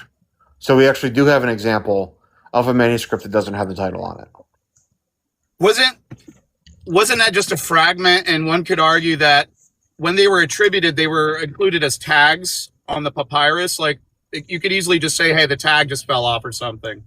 Because that's just a fragment, isn't it? Yeah, well, it is a fragment, right? And the top is torn, but the issue is that we see where the page number is, and the title would have been above the page, or the title would have been before the page number. So the fact that the page number is listed there shows that there's nothing above the page number. So even though it's ripped at the top, there's nowhere for the title to be. All right, I'll have to look into that. I think it was Was it P51? P1. P1. All right, I got to roll, guys. Thanks for the combo. Oh, hell yeah. Thanks for coming. Oh, good God. I have like so much to study. Fuck. Who are you debating on this, Coco? I was who am I debating? Like in the event that's coming up? I thought you said you were debating someone on the Gospels. Yeah, it's a guy named Marcus. No, see, I'm better. P1 does. People don't listen to me. P1 has the page number. The page number is going to be before they start copying the text. So there's no room for there to be a title there, even if we don't have even if we have part of the top ripped, right? There's still going to be no title there. May I interject? Go for it. Coco. What's up? I want to debate. Who? Oh, wait. Oh, you already told me. Yeah, I have to set that up. I am setting up debates for the next debate event. For sure. I actually did converse with Divine Order, and he's willing to debate, but I'm willing to debate Christianity, and I'm going to have my empirics in order. Don't worry. It's not like last time where I fucking debated you in downtown Toronto, and I just didn't have much. So I'll have my empirics in order and make sure everything will be perfectly, just perfect. Make sure everything's perfect. And I think Divine Order's a Christian, though, isn't he? He's a Christian, but I am also a deist, so we can debate about deism in the fullest of the extent, and try to make it make it a spectacle. Okay. Yeah, we'll see what we can also, do. Also, can we debate Ian? Can we debate Parker? I mean, those people are like harder to book. They're like really busy, Yeah. and like Yeah, I don't think Parker and Ian are going to come in here to debate you. I mean, they're probably only going to debate someone with a bigger platform. Hold on. I know you're talking big, I'd have but to let me pay talk a them. little bit bigger. No, I'll pay them, brother. I have money. But no, yeah, I'm debating a guy named Marcus, and then yeah, I'm taking everything I already know about the Gospels and just expanding on it. But what's the topic of the debate? The Gospels are not historically reliable. Ah, good one. Well, what? So you're going to bring up authorship. It sounds like. What else do you plan on? Authorship, and then also how like early Gospels leave out whole events, and like they don't even like talk about it. So it seems as if like the story of Jesus is being added to, and it's becoming more miraculous, and like we can't really verify firsthand accounts of like certain events. And then also like yeah, I'm gonna talk about how like Matthew, or well, I did some research, and like all the Gospels are technically like Greco-Roman first-hand accounts or like autobiographies, and how like it's normal for like Greco-Roman autobiographies or like first-hand accounts in antiquity to like identify themselves as the authors. And yeah, I have to find like the sections in which like they identify themselves, which like I can't really find, but I'm trying to find the sections. What now? Where? So like you know that picture that I sent you? Yeah, that has all the references right there. You can look up each paragraph and chapter right there. Yeah. So I need to find them in the text. Like yeah, But I tell you what, here's one thing maybe you could try to explore if you're trying to bring up the kind of like train you're going on there. If you want to argue, one way you could present your case is to say that historically, recording the events historically is not the main concern of the authors. The main concern of the authors is to present their theological cases, which is kind of what you're saying there. And things you can point to for that, you can look at the changes made in the synoptic tradition when Matthew and Luke are utilizing Mark as a source. And one great example you can point to is where the post-resurrection appearances took place. Okay? Because if we look at Mark and Matthew, they indicate that Jesus is going to appear to the disciples in Galilee, right? So what happens in Matthew and Mark is that the woman discovered the empty tomb and they want to run away afraid, and they're instructed to tell the disciples to meet Jesus in Galilee, okay? And then Mark, of course, doesn't have any post-resurrection appearances, but Matthew only has one in Galilee. So the appearances to the disciples begin in Galilee in both Mark and Matthew is what's indicated.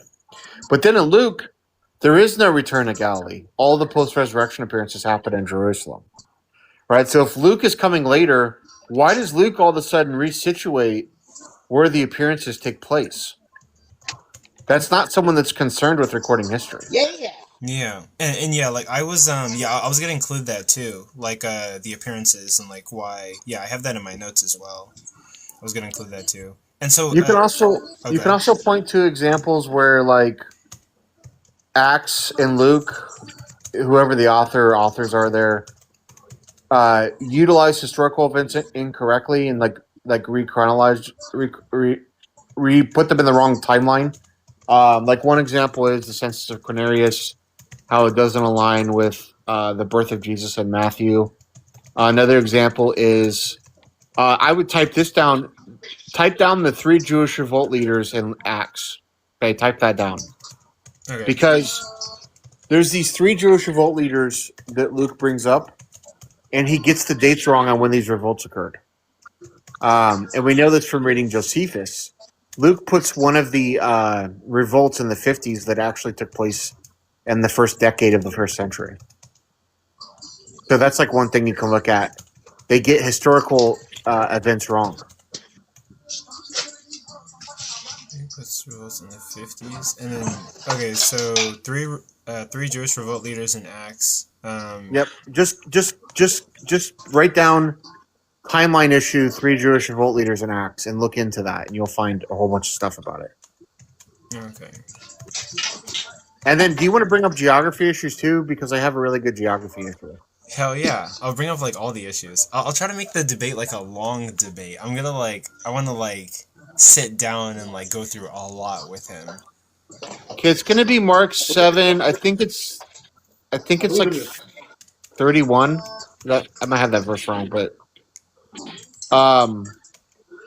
Jesus, Mark reports this this itinerary travel where they go. Man, I'm looking for. Let me look it up real quick. Just 1 second. I'm gonna mess it up before I try to explain it. Oh. Oh, and actually, Shay, I have not heard of that thing that you're talking about. Davidic. Oh wait, actually, I have. Jesus being like Jesus being divinity. or yeah, like Jesus being of the lineage of David. Yeah, I've heard of that. Yeah, I've heard people debate that. Also, what's up, Steelman? I hope you're doing okay. Are you going on a motorcycle ride? Yeah, I'm sure. Yeah. No, yeah. I'll turn off the audio if it's too loud. Very good. Okay, in Mark 7:31, it says they go from Tyre to the Sea of Galilee, via Sidon. Okay.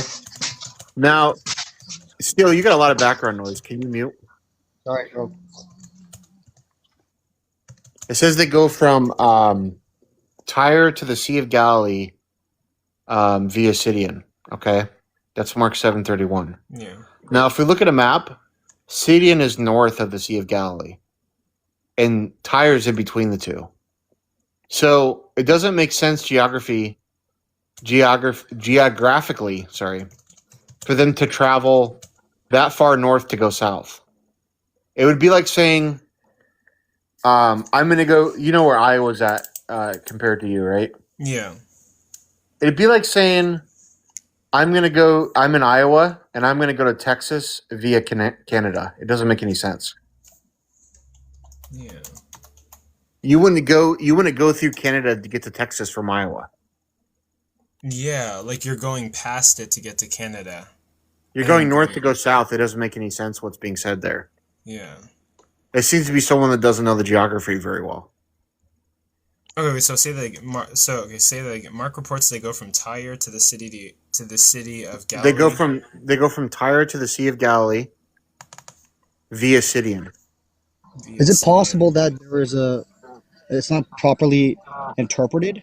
But wait, so Sidon is north of Galilee, or the Sidon is north of Tyre in Galilee, and Galilee is south of Tyre. Yeah. Can someone give me cookies? I like cookies. Okay.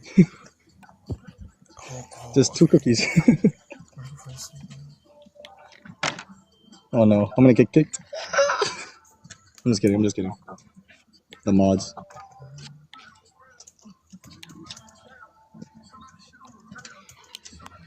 Hopefully not too much noise. Like, we're 3,000 years past this book at this point. Why the fuck are we still talking about this shit? You know what I mean? Okay. Like, it's valid for, like, philosophical quandaries if you're going to talk about, like, what the meaning of life is. But, like, are we really still debating, like, the historical accuracy of the Bible when we have just mountains of evidence? Yeah, we still have to crush the Christians. Okay, we have to take away their there's hope. a lot of schizos out there. Lots of schizos. No, I'm kidding. No, I believe in you. Coco, you're right. Let's crush the Christians. We have to crush their hope. They disrespect us. We need to regain the honor of atheism. Oh, I mean, I was an atheist for a while, to be fair.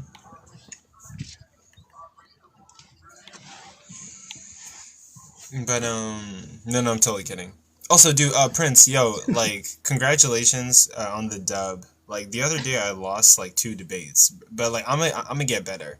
But like I took it on the chin. I was like, damn, okay, like I'm gonna lock in. But I don't know. You debated Prince? Yeah. On what? Prince? Divine hiddenness. But like the debate should have gone longer. There was a point that I was trying to make, but like it's all good. I took that L. But I think it was pretty close though. But We'll have. but I'm still distracted though. Like I say I'm gonna lock in, but I'm still scrolling on TikTok. But I mean, like I am taking notes and like reading, but I'm still just like lazy as fuck. I'm like scrolling on TikTok. But should I still should I stay live? Should I wait for other people or? I mean, if anyone wants to stay up and debate, it's no problem, right? We can even debate geology or even geography. Shoot. We can talk about where certain metals come from and debate that. I'm not sure about Unless that. it's a different live. But okay, so but yeah, I'll hop back on a different phone. My phone's gonna die. Okay. Humans actually come from space. You can't prove me wrong. Humans are aliens. Can't prove me wrong. You know, I have a whole conspiracy about that too. If you want to hear it. Maybe later. No problem. Let's see. It's fucking rain, man. Oh shoot. But yeah, I guess you know, whenever I go, oh shoot, someone's in my. Okay, Prince Nappy. But yeah, all I'm gonna do today is take notes and organize for the debate. Yeah, Prince Nappy. Oh shit. Well, okay. Sorry, Prince Nappy, but like. Let me debate this guy. I do have to debate you on the resurrection, but like this other guy challenge. Well, remember that guy Marcus? You know the debate I'm talking about, right? Yeah. I wasn't thinking, and I was like, okay, let me formally debate Marcus, but like you've been asking to debate me on the resurrection, and like I should have. No, I'll wait. I'm actually interested in seeing what you do this time. Have you been because I saw Sir up here. Did you ask Sir about the claims that he made? Yeah. About Marcus's claims? Yeah. No. I have to still even look at that footage and go back through it. But a lot of what he was saying was like Old Testament. We're gonna like focus on like the Gospels. He was saying a lot of stuff about archaeology in the Old Testament, and I'm like, okay, that's irrelevant. But I think he was trying to use that in order to help his arguments though, because I don't know why he dived into the Old Testament. Yeah, and like But I noticed like in his opening statement, he was talking about Old Testament, and then in my opening statement, I said like, okay, I'll grant the Old Testament is like prophetic, but like now we're trying to figure out if like the Gospels fulfill the Old Testament, like whether Jesus actually fulfilled like these things, and I'm saying like the Gospels are not historically accurate. there's this other claim. I think it was supposed to be some kind of prophecy about the suffering servant. I heard that it's not actually one. I don't know. Oh, that yeah, and That I've might be actually another one. I've actually had somebody debate on my channel regarding that, and it's on YouTube. But You might want to look into Mark. That Me and Tiffany got that's into a whole argument about this. So she was basically claiming that Jesus had fulfilled, I want to say, over 300 prophecies, but I think most of these things were being shot off in Mark. So oh, what were you gonna say, the, Jira? the suffering servant. interesting to look at. The suffering servant is one of the easiest prophecies to point to, because not only is it pretty clear about a particular individual unaliving for the sins of Israel and the people, but even Jews, even the Jews understood this to be a prophecy about Messiah ibn Yusuf, and you could look into their own sources, because this is not a Christian idea. This was a Jewish idea that this was about the Messiah. Somebody's windy. Oh, it's Jira. I think he's walking home or something. But like I said, I don't know. You can look into it, but Yeah, bro. What if I quote you like the earliest Jewish sources when they referred to Isaiah 53, and they literally talk about the Messiah being unalive. Like, I can show it to you, bro. To I'm not. are you into that, Nappy? Are you willing to look into that with them? Yeah, you can give it to me. You can send it to me.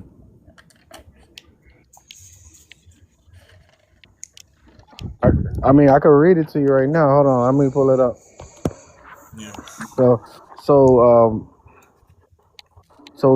if you read Targum Jonathan, this is like the Aramaic Targums that the Jews were like.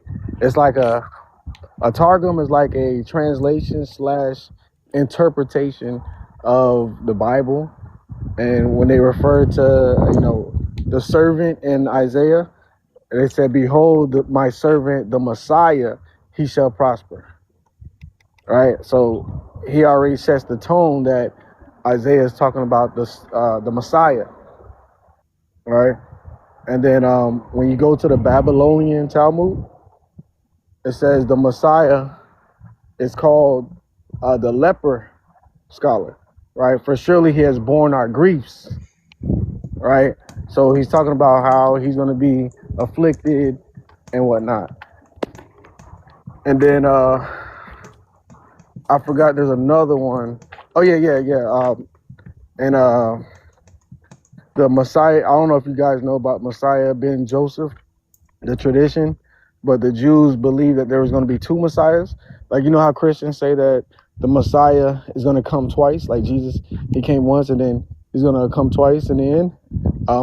The Jews had idea that there were going to be two Messiahs. There was going to be a suffering servant Messiah, which would be Messiah ben Joseph. And then there's going to be the Messiah that's the kingly priest who's going to reign and bring Israel all together and whatnot. That's going to be Messiah ben David. So when they looked at Messiah ben Joseph, this is a quote from Sukkah 52a.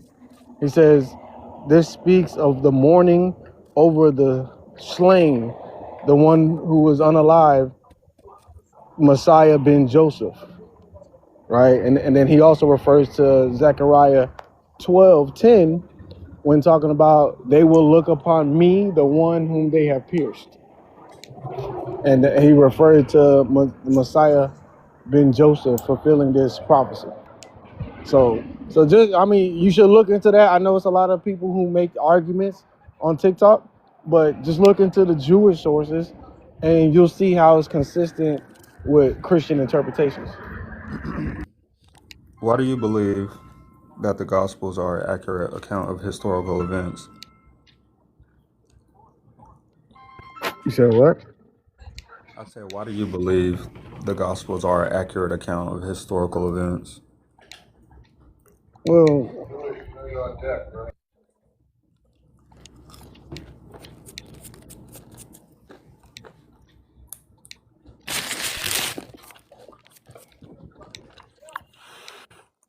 Hey, Well, it's Coco. pretty accurate in Oh. the crucifixion, I would say. And Wait, if Fruit, J-Rob is Fruit, alluding to the crucifixion here, Fruit, before you take off. Hey, Coco, do you remember that conversation with Sheen and Bell? Yeah, the live I sent you the other day, That's the one that you sent me? or I thought the one that you sent me was Marcus. oh Yeah, it no, was. no. Oh, and are you talking about like? Or wait, what are you talking The about? one with Sheen, Marcus, and no, not Sheen. Sheen and Bell. I think they was discussing God and morality. I do I not think the remember. conversation had like. I think the conversation took place maybe on Wednesday, Thursday. Yeah, was it when I shared the live with you on TikTok? I'm pretty sure it was. I think it was the first time he's come on your live in a while.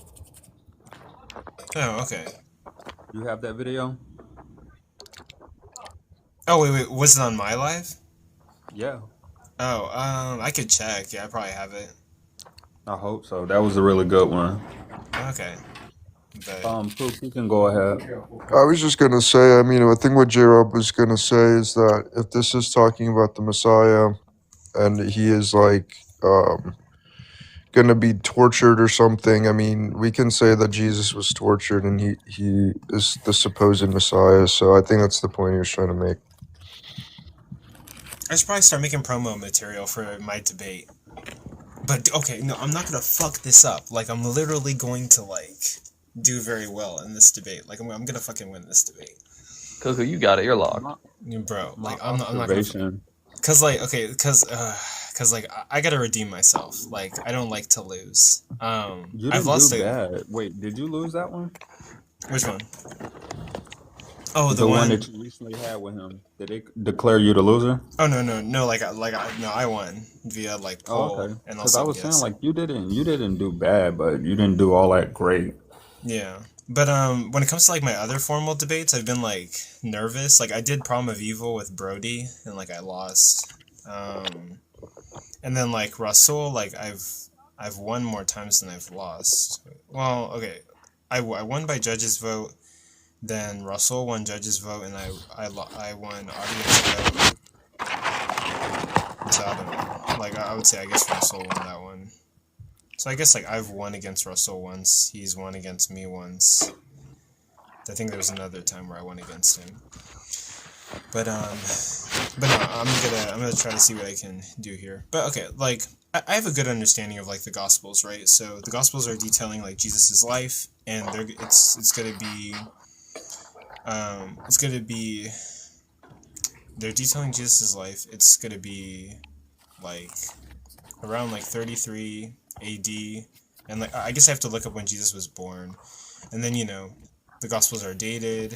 I'm getting all like the details, and they're all technically like Greco-Roman literature, and so it's kind of weird that they don't like identify themselves in the text. I got a whole like document, and I'm sort of like writing what my arguments are going to be. So Are you debating the reliability of the Gospels? So the topic is the Gospels are not historically reliable. Yeah, I mean that's a hard one for your opponent to defend, but it's definitely possible. And I've seen scholars like Ehrman lose debates on that topic, actually. Like atheist scholars lose debate on that topic, so. Interesting.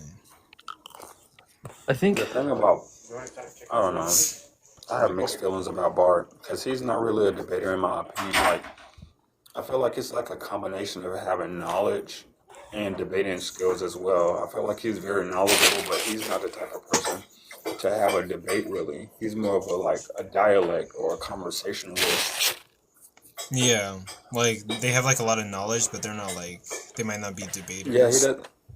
Yeah, like he doesn't have any real debating skills in my opinion. I feel like because he's so knowledgeable, he's good at standing his ground, but that's just my opinion. Yeah. And who are you going against? A guy named Marcus, which Gotcha. I can probably pull him up on the screen. But yeah, I also need to like make promo material, but also like I don't know why the fuck I'm taking on debates right now because I have a long list of shit that I need to do, but for some reason I am. And like okay, so in case nobody understands, whenever you're preparing for like a formal debate, it requires a lot of energy and a lot of study, cause like you have to make a lot of time. Yeah, a lot just of in time. general. Yeah, so it's like a stressful thing. It's like a big project. You have to do like your opening statement, then you also have to like cite sources and like blah blah blah, and like prepare. When is it supposed to happen? I have it set for July 3rd. Damn, that's far away. You got plenty of Grab time. some time. Which like maybe I like backed up and stuff. Maybe I over exaggerated it. Like maybe I should bring it closer. Definitely. No, take advantage of it. If you feel like you got a lot of stuff on your hands, take advantage of it. Use all the time you got. Yeah, I'm gonna like. Go ahead. I went over the video that you sent me. In my opinion, it's still the same. The same thing. Yeah, I don't have any more to add. Maybe I had something to say and I just forgot it. Yeah. But after looking over the video, because I was there, I saw the whole thing. I just can't remember everything when I had that conversation with you. But after looking over the video, my opinion is still the same. Yeah. Oh yeah, but like, okay, yeah, I don't know, I'm old. Like, there's so much, there's like so much to read, so much to study. Sometimes it's just like hard to So get to much to everything. do, so much to see. So what's wrong with taking the back streets? Yeah. Take advantage of the people within your circle. Yeah. Sir knows a lot about this stuff. He was just here. Yeah. And then I'm gonna. You could have literally asked him like, why do like most of them believe that they are, and then start from there, because that's most likely the route. That's the route that he's most likely going to take. Yeah. Because he's used to having conversations with these people about it. So you literally have like your key to success right there. Yeah, I'm gonna talk to him. Joey was just in here. I'm gonna talk to Joey. I'm gonna hit up Joey, and then no, I was thinking about hitting up Theologos. We are friends on TikTok, so be like, hey, will you give me some tips? Why do you think the gospel is? But yeah, no, like but no, I'm supposed to have this to like oh, someone has crinkles, but It's Prince. Oh, but the debate's supposed to happen July 3rd. I think like one good thing that I'm doing that I don't normally do. Normally when it comes to debates I like procrastinate. But one good thing I'm doing is like I've started early. I started like right now preparing. So like that's pretty good. Prepare, study. And yeah. Also, I'm looking into arguments on like why Matthew is not Levi. Matthew attempts to like sort of make Levi and Matthew the same person, but like Sir's got a pretty good argument on why Matthew's not Levi, based off of the writing styles of like the Gospels. I'm gonna use that in the. Yeah, I haven't looked into that too much, Coco, to be honest. But yeah. How does that help you in your endeavor? Like, how does that disprove the reliability? Because one of my arguments is going to be that there are details that vary from gospel to gospel. Like, so one thing I'm arguing is that as the gospels get later, they add details or they fudge certain details. So one of them is going to be like Matthew. Like in earlier gospels like Mark, they're going to say like Jesus recruited the tax collector Levi, and it seems as if Matthew writes the same thing, like Jesus walks up and recruits the tax collector, but instead of saying Levi, he says Matthew. And some people try to say that, like, you know, Levi was Matthew's old name, but given the writing styles of certain gospels, Sir makes a good argument that, like, they are not the same person, and that Matthew is trying to fix something that the earlier gospels made a mistake on. I think also an angle your opponent might go with, if he was smart, is just to say, well, the Gospels have more historically accurate information than not, and so they're generally reliable. Like, they're accurate on the major, intermediate, and minor details, and so the facts of the Gospels that aren't accurate don't outweigh all of the things that are. Yeah.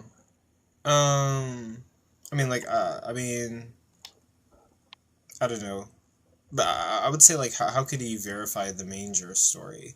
Because, like, I'm implying that, like, the Gospels are supposed to be autobiographies and first-hand accounts, but if my argument succeeds and, like, if my argument succeeds and, like, the Gospels are anonymous and details are being added, then, like, why should we trust, like, anything about, like, what the Gospels are saying in regards to the manger? I mean, like, the Gospels even get, like, what time period Jesus was born in incorrect.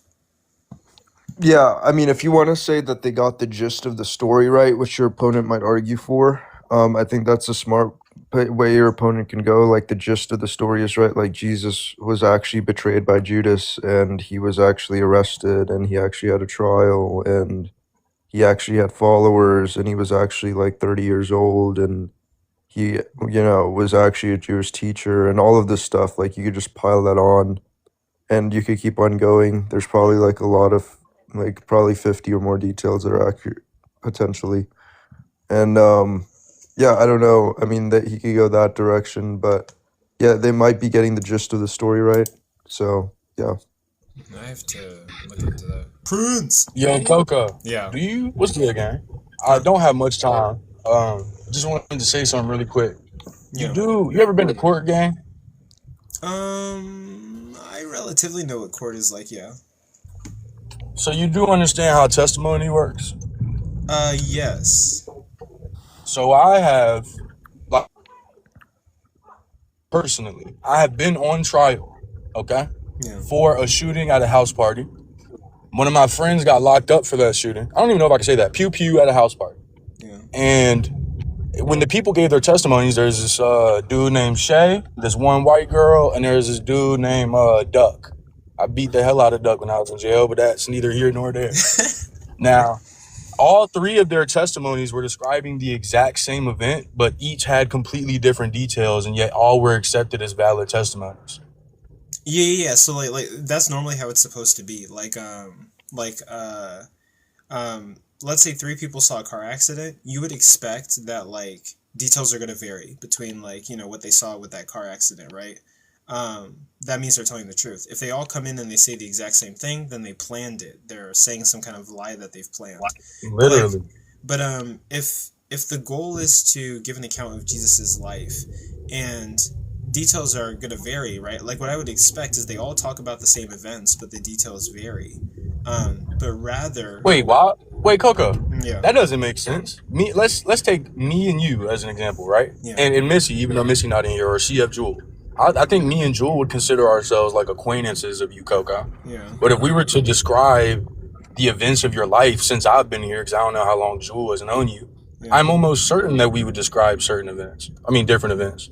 Well, yeah, but like but all of them are supposed to be like first-hand accounts of Jesus's life, and like they followed Jesus for like most of his life. So like there are certain things that like one gospel talks about that they don't. So like for example, Matthew talks about how there was an eclipse and like people were raising from the dead, right? And like I mean, you could ask questions about like how did Matthew know this? Maybe he saw the eclipse, but how does he know that people are raising from the dead? But Mark, Luke, and John were probably there for the eclipse and also the people raising from the dead, but they don't write about it. So like what I kind of expect is like if they're telling the truth, I expect all of them to talk about similar events, that they all like witnessed, but different details. But it seems as if earlier gospels are leaving out like whole events that like they're expected to be at. Maybe let's say like at the very most, maybe Mark misses. Maybe Mark like shows up in Jesus's life. Well, actually, wait. Mark is the early gospel, right? So like. Maybe Mark missed out a couple events on Jesus's life, but I have to look into that. But for the most part, you would expect like, okay, maybe a gospel misses one or two events, right? And like they all share like similar events and like vary on detail. Okay, they're telling the truth, but it seems like as if there's a lot of events, right, that are being added that they're missing out on. Like Mark doesn't talk about King Herod unaliving all of the infants, right? But Matthew talks about it. Matthew talks about. Wait, let's stick on that real quick. Just one example, because I'm not good at. I like to remain linear because I struggle with memory issues because of marijuana. But let's talk about King Herod. Like, why should the others care about those details? Yeah, I've been smoking since I was 12, so I struggle with memory things. Yeah, so Matthew's writing that. So why should they care about those details? Well, I think like the goal of the Gospels is to capture Jesus's life. Matthew is saying that King Herod is unaliving all of the infants to prevent Jesus from being born. Why wouldn't Mark, which is the earliest gospel, also write about that? He's trying to detail Jesus's life, and also again, it's also like how does Matthew even know that King Herod is like unaliving all these infants? Do these details outweigh all the details that are accurate in the Gospels? I have to investigate into that. Yeah. But also like with that being said, my question would be like, how do we even verify that they're accurate? That's Yeah, why but we that's went your. to like. You also have to like. So you're picking out certain things and saying these are inaccurate. I'm curious to know how you would go about saying like, Jesus being arrested is inaccurate, or the trial of Jesus is inaccurate, or things like that. Like pointing at specific things that are said about Jesus. Well, How are yeah. you going to show So, that those didn't happen? well, yeah. So it's like the topic is like, are the Gospels historically reliable? It could be the case that the Gospels get some things right and some things wrong, and there are some things that can't be verified. And That I would be mean, historically reliable. I mean, it depends. It depends, like how many things are they getting right and how many things are they getting wrong. Yeah, if they're getting the gist of the story right and by far most things right, then yeah, I would just say it's historically reliable at that point. Yeah. Bro, what the hell is going on with my internet? What the? No, it might be lagging out. But So, I think if I harp on geographical things that they're getting wrong, if I harp on like they're anonymous works, we can't verify the authors till 2nd century. If I harp on things are being added to the Gospels over time, and I'm like gonna be the honest, list goes Coco. I on. would literally just use consensus if I was debating you. I would just say, yeah, you're just going to be taking this idiosyncratic stance on these historical documents that the scholarly consensus is that they're reliable. Oh, you would say scholarly consensus. Scholars would say that the Gospels are reliable. The Gospels are most definitely reliable for the events that they're talking about. For Yeah, many of the Especially when it events, according to some secular scholars at least, yeah. I have to look but into like, that. if a story that you're reading, like if we're gonna talk about the 2020 election or whatever, and like we take sides from both and we get personal testimonies, and one side leaves out gigantic details, whose side are we gonna believe? Yeah. So like I'm gonna be honest with you. Wait, real quick, Coco. Real quick, gang. I'm gonna be honest with you. I think that that's terrible logic because we can use the Egyptians as an example, right? We don't have a singular story from the Egyptians ever throughout their history of a loss that they took in battle, and yet we know that they've lost battles, right? Yeah, The because we have Persians historical invaded. context from the outside. The Persians invaded them with cats tied onto their shield. Now the Persians are the only person who wrote that. How do we know it's true? The Egyptians didn't write about it. I mean, like, but also like it depends on the claim, right? So like so I mean, the Egyptians losing a battle. I mean, like that's well possible, right? And like that's very well possible in a naturalistic world.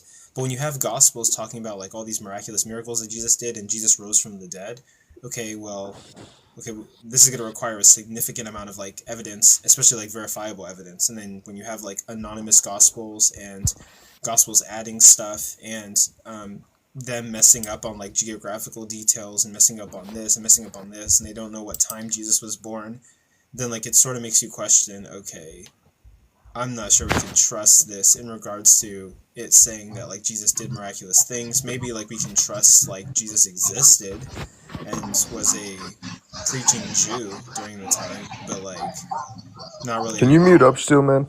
Oh yeah, you got background noise. Can I just provide some insight? I just wanted to share. Oh yeah. So the Bible, the New Testament, is resistance literature. So it means you're going to have narrative, you're going to have symbolism, and then you're going to have interpretation. You're thinking about it in courtroom terms. You need to be thinking about it in terms of resistance literature and what it meant in that time. So when you're looking at Matthew, Mark, John, and some of the other books, you need to think about it from the terms of occupation. You need to think about it in terms of their own philosophical categories. Just because the Bible was written in Greek, it doesn't mean that they had a Greek worldview. You need to shift your posture. Your posture, you're thinking about it as in courtroom, but that's not how they wrote the Gospels. They wrote the Gospels in order to maintain their religion while under occupation in a very heavy philosophical world. The Bible is multidisciplinary. So if you're only focused on just one part, you need to pull in multiple parts. If you approach it from a structure standpoint, you're going to win the debate. Yeah, specifically, we're talking about the historical accuracy of the Bible and the stories within. So we I- are looking at it from a specific lens and attacking it through the historical accuracy. Okay, but it's not just historical, it's also philosophical, once again, the Bible it's an intersectionality text. So you have to approach it from that manner.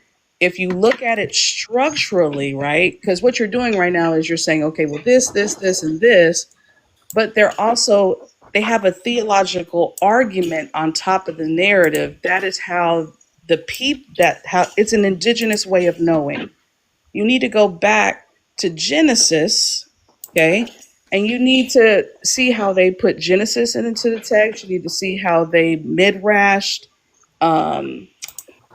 all of the prophets. You need to understand midrash.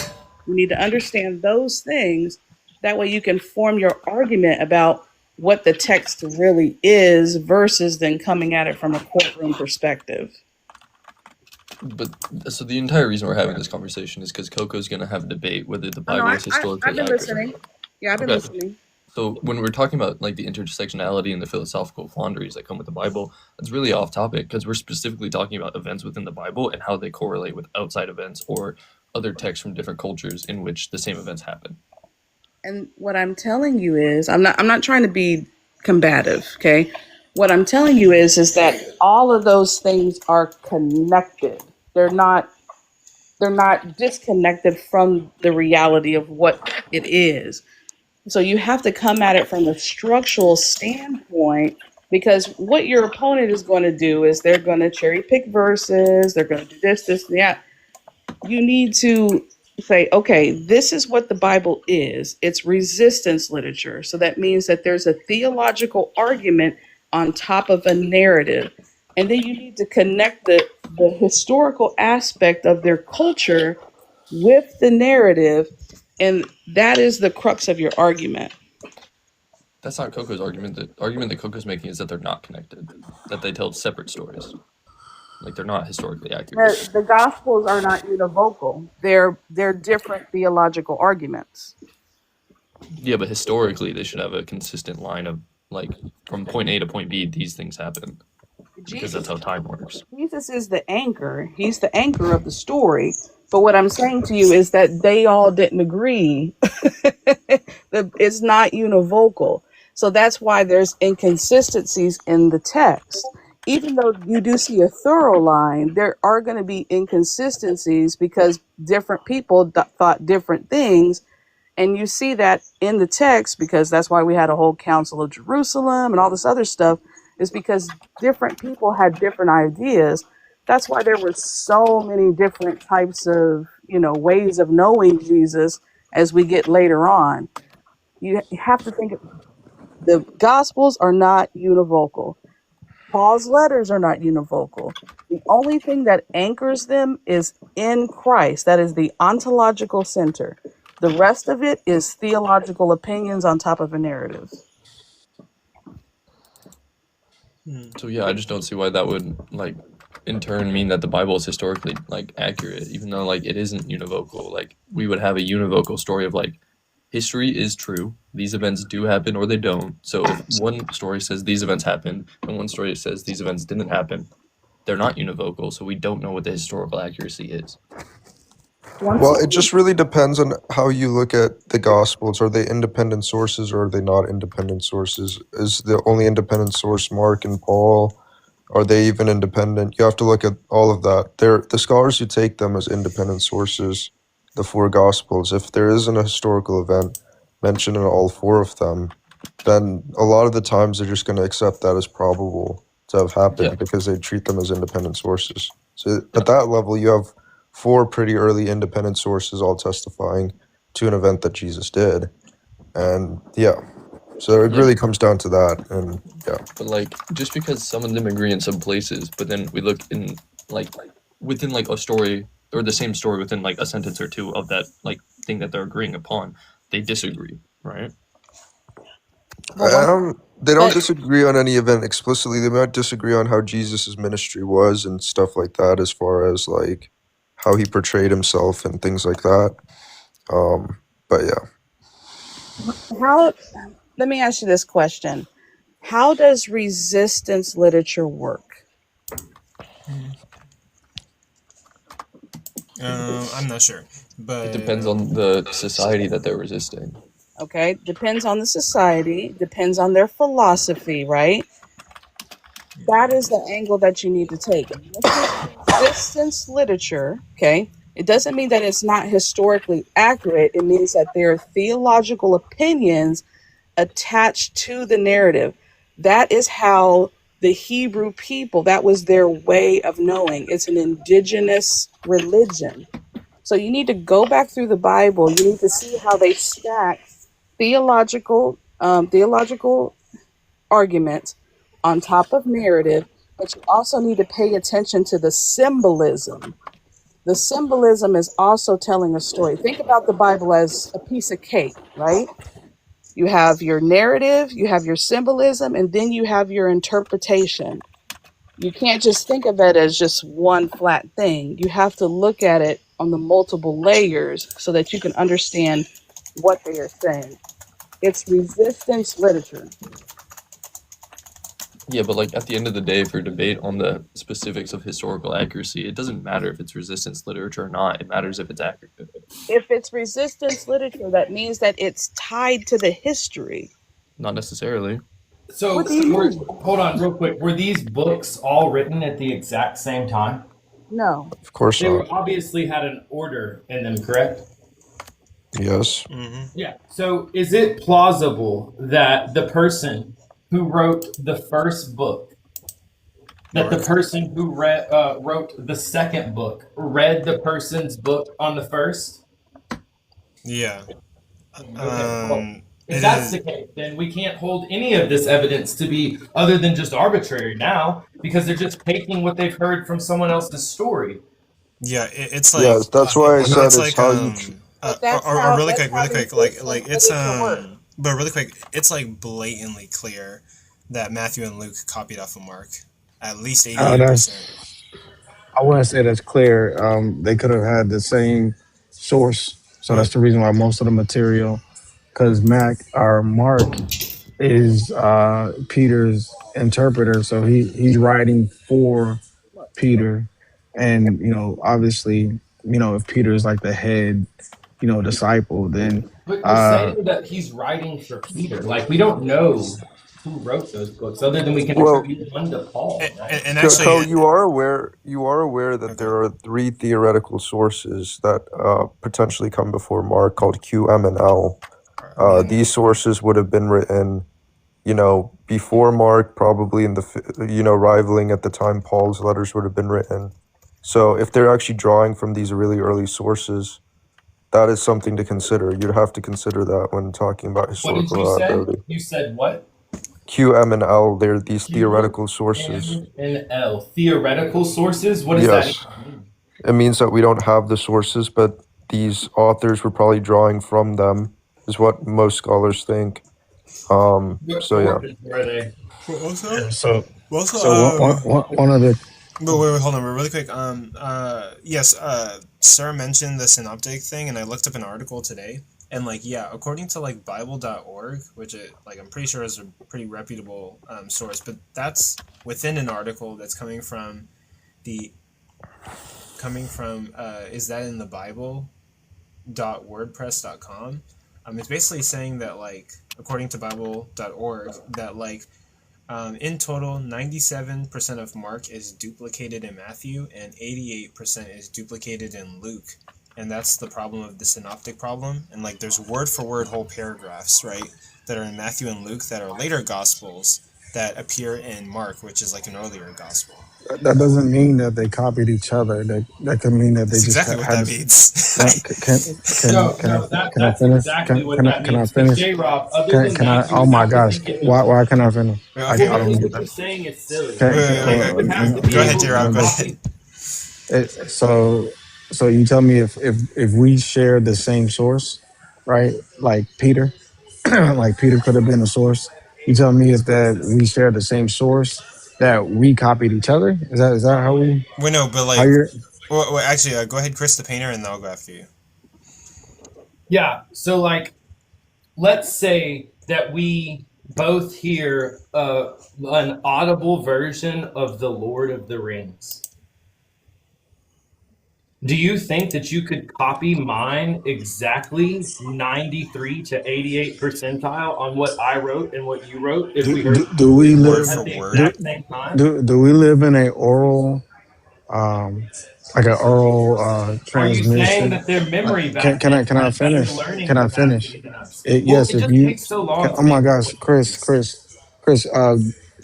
do you think that you and I might know some of the same songs word for word?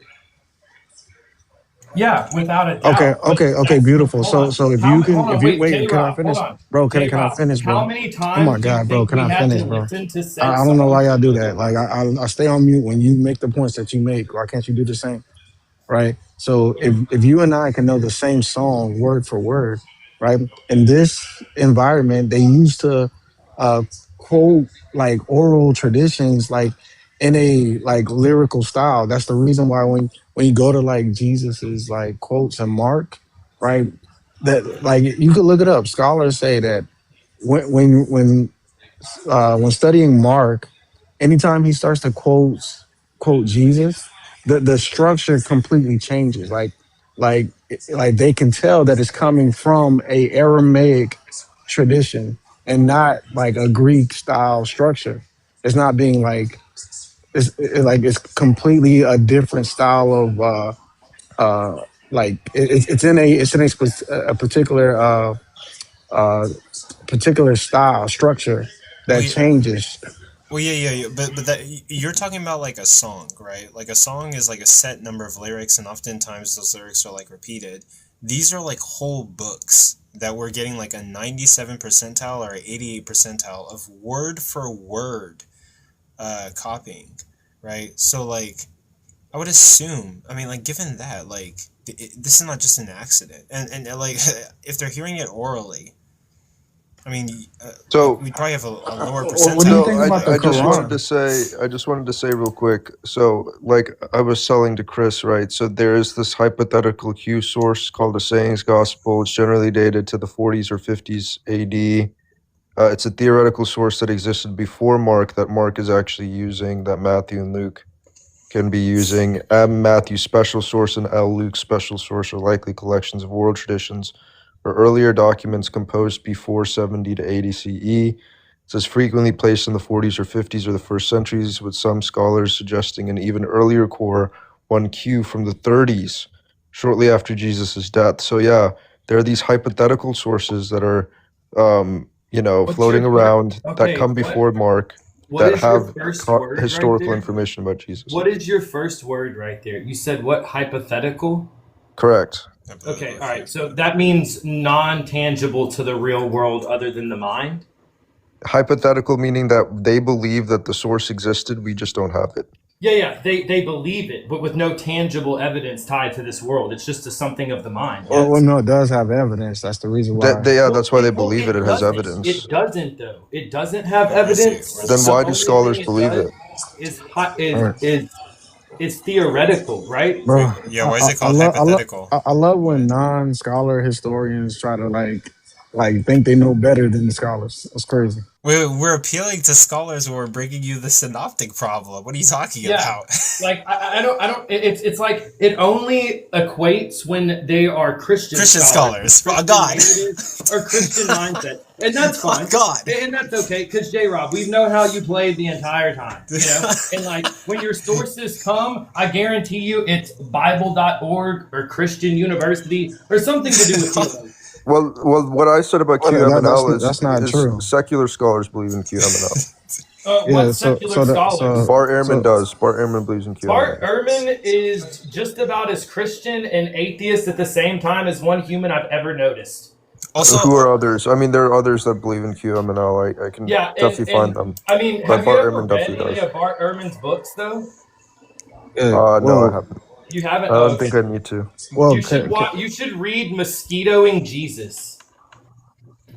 Well, he thinks that a bunch of these events in the Gospels are actually accurate. And he thinks that there were sources before Mark I that feel you. actually I mention understand. details about Jesus' It's just life okay. and Here's the sayings. thing. wait, hold on, When it wait. takes sure. Bart Ehrman holds the Gospels to be accurate.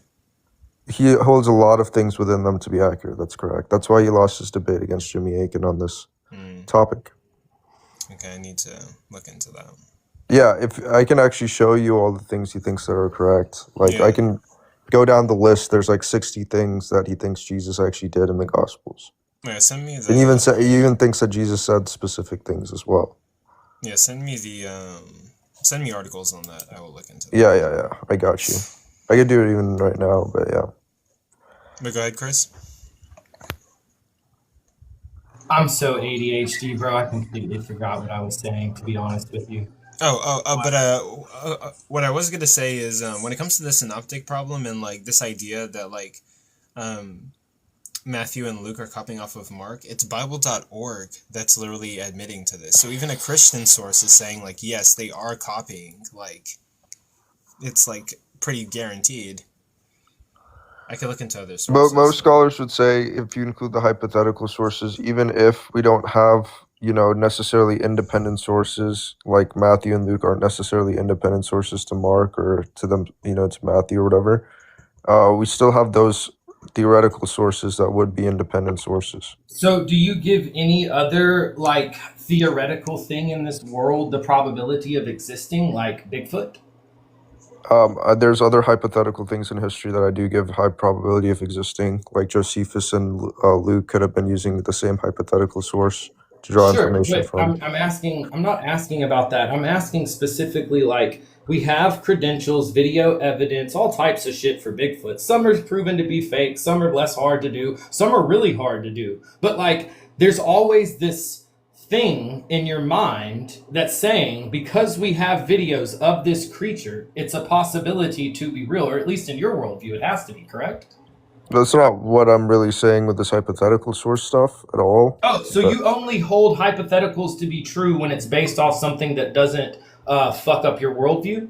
They're just calling it a hypothetical source because we don't have the actual tangible source. Exactly. So why even But they state don't. They have something reasons like to that think that there exists? are Because there's hypothetical evidence to support it. Hello. or like, else they where wouldn't aren't you accept getting? it, or else most There's scholars lots wouldn't of accept that evidence to there's support it. Chris, This is just common the Q knowledge. document, the Q document is widely regarded, like even in scholar university or secular universities, 100%. This is something that they teach, and there is evidence behind Q. Right? It doesn't mean it's good evidence. It doesn't mean that you have to agree that it's true, but there are evidences pointing to the Q document, and it comes down to the synoptic problem. But I wanted to kind of go back to what JC was talking about. For one, do you want me to call you Proc or JC? And JC's probably fine. Yeah. Okay. So you don't agree that the Gospels are accurate either, do you? So I think there are things within them that are accurate. Yeah. But you don't take the account as itself, as a whole, as accurate, right? Yeah. I don't think that everything in it is probably accurate. No. Okay, so when we come down to this point, I think that Bart would actually have a further stance than you, JC. I think that if we were talking to Bart, he would say that he thinks that we could possibly piece together a historical Jesus, but it's not going to be anything like what the Bible is describing. Oh no, I would disagree. This is why I need to bring up the. I can actually Okay, bring it hold up. on. I have a question. So Well, I'll you're watch telling the me debate. that every scholar believes this Q shit? Not every scholar. So Okay, well, Scholars one said that. disagree. then that's all I fucking needed to hear. Don't come in Oh, here oh my checking God. me if fucking scholars All disagree. right, my Chris. Chris, He's hurt. there He's are hurt. secular He's scholars hurt who right now. agree with it. There are Christian scholars who agree with it. There are secular scholars who disagree with it. But There are secular scholars who disagree with it. exactly. The world's not as black and white as we want it to Yeah, be, right? he's Sure, hurt, so sure he it has to is. straw man right now. Sure it is. It's not even a straw man. The fact that you tried to equate it to appeal to authority when other people clearly That's not an have an appeal to authority. opposing view. No, Well, I'm what is saying appeal to that's not. expert Hold on, wait a consensus second. is That's Hold an on, wait a appeal to second. Are we consensus, scholars, not authority. J-Rob, are we scholars? That's not an appeal to Wait, are authority. we scholars? Exactly, J-Rob, please be quiet. what? It's not an appeal to authority. It's an appeal to expert consensus, which is not fallacious. Yeah, so I mean, I guess my point would be like, so I watched the debate. I'm pretty sure that's when he done like last month, right? Or like a couple months ago, at least. He might have got a call or something. Sorry. I am listening to everything that you guys are saying. But also like Christ Before Jesus is doing like a tier list of like who he could beat in a fight in the atheist community, and so I used my second account to like. That's diabolical. Yeah, but who's at the top of the list? He said that cyber deconstruction would probably turn it into like bone mush, or like people like Amadeus, Mezzo, and Zach, and then like Justin and Bree are in, like they'd probably win, and then like he put people in like other categories like it could go either way, and then I'm in I'd probably lose against Jaren, and I literally commented like, yeah, you probably win. You gotta get big. Start hitting the gym, Coco. Don't stand for that. But don't stand for that. But no, I'm listening to everything you guys are saying. I'm also taking notes, and like, yeah, for anyone who's wondering, I am debating somebody on, are the Gospels historically accurate? Or no, like the topic is the Gospels are not historically reliable, and I'm taking the affirmative. But yeah, I'm doing like research for that and checking it out. Yo, what's up? So, I don't know if Chris wanted to chime in again, but what I want to say is also, something interesting is like, maybe to see if I could ask you this question. What's up? Do you think it's like probable that 4 people had experiences of Jesus after the crucifixion? At least 4? I think it's possible. I don't think it's probable. Do you think it's like plausible? Yeah, it could happen. There's a chance, but it's not like it's not the most likely answer. Okay, so you don't think it's likely that like 4 individuals had experiences, and by virtue of those experiences thought Jesus was alive? I don't think it's the most likely answer. No. Okay, so I would say it's likely that at least 4 individuals did. Why would you say no to that? I would say it's likely at least one of these individuals did, and convince the others that they also had a similar experience. But isn't that kind of a big assumption to say that the rest would just buy into whatever the first person was saying? Well, they all bought into what Jesus was saying in the first place, so I don't think it's a huge leap of judgment to go from they already believe one guy who can't show any evidence, so why not believe the next guy who doesn't have any evidence? But they're also claiming that Jesus appeared to them, right? So are they just making that up, or are they just going with the flow, or what's going on there? I think the first guy, at least one of them is making it up, and the other, it could be all 4 of them are making it up. It could be like 2 of them saw something and convinced the other 2. I just don't think it's the most likely answer that all 4 of them had an interpersonal experience with what they thought was Jesus after he died. Yeah, Well, quick because question. it's incredibly rare, right? Oh, I mean, my question quickly is like, why, like, there were many different people claiming to be the Messiah who also got crucified in like fashion. Well, why don't we see that happening with anybody else? We do. Specifically Julius. I think it's Julius Caesar came back as a resurrected person. No, People have no, I'm accounts of talking seeing about. him. I'm talking about within this context of like Judaism, like Jews. Well, even Julius Caesar, is there any like documentation that people who knew him thought they saw him alive again?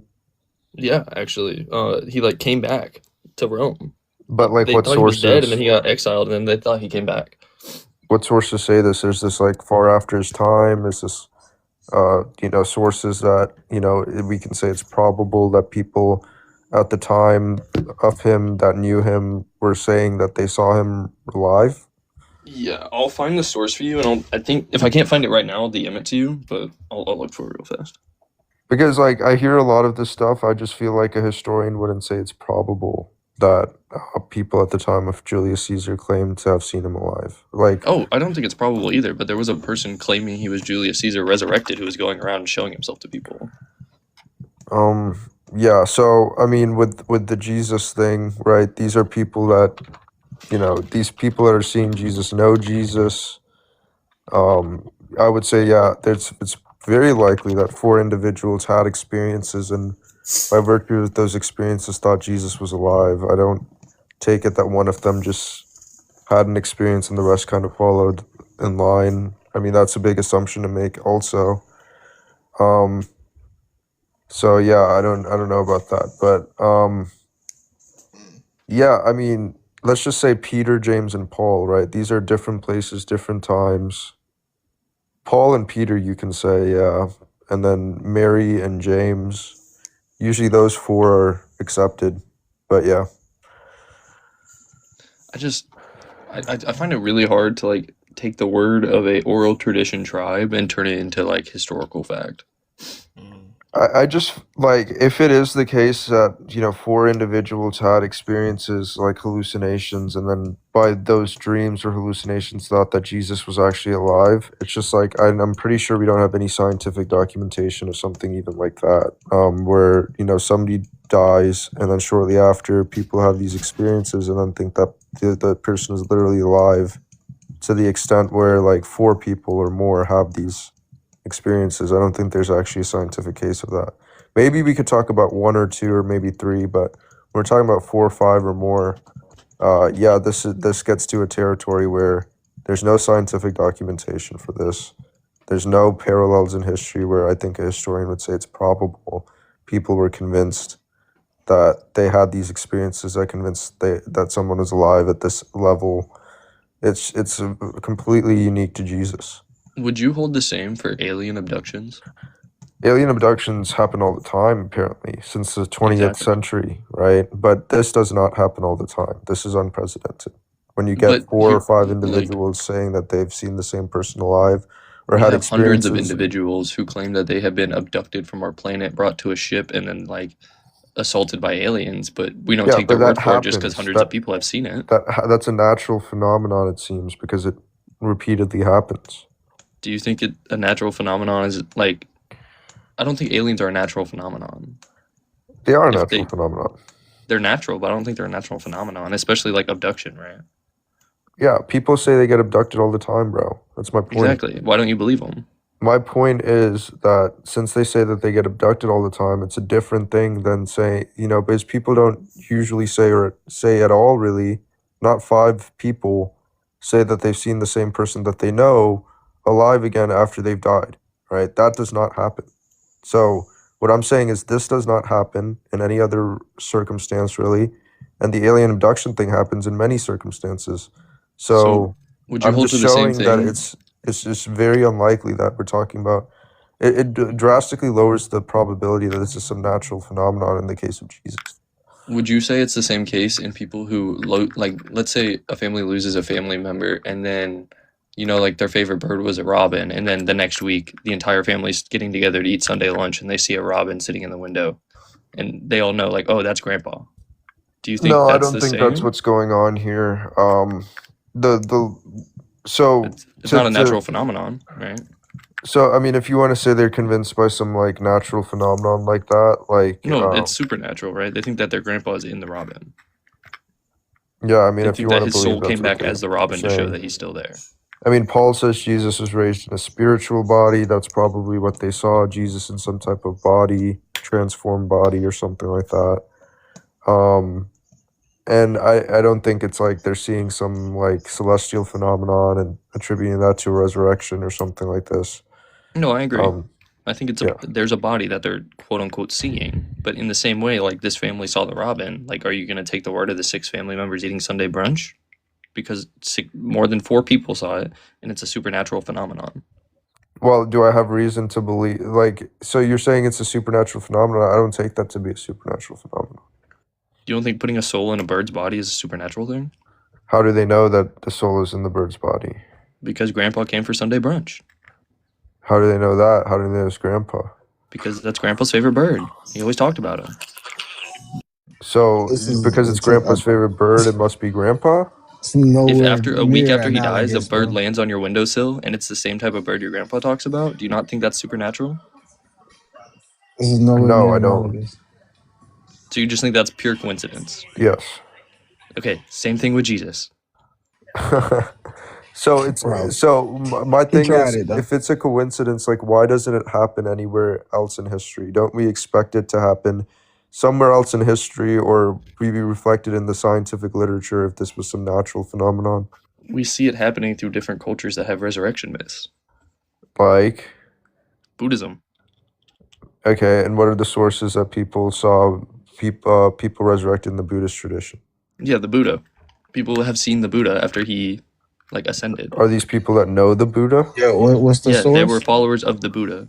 Yeah, So what's the people who source? knew the Buddha saw him resurrected, saw him alive. After not it's not a technical resurrection, it's more of a spiritual like Oh, state that okay, he so it's entered. Yeah, not the that's But not the same. same So thing. it's Yeah. not the same. you Okay. don't think that Jesus entered a spiritual state after he died? Well, that's not. They believe that he was literally His alive. physical body Yeah, resurrected. You think his physical body, not a spiritual body?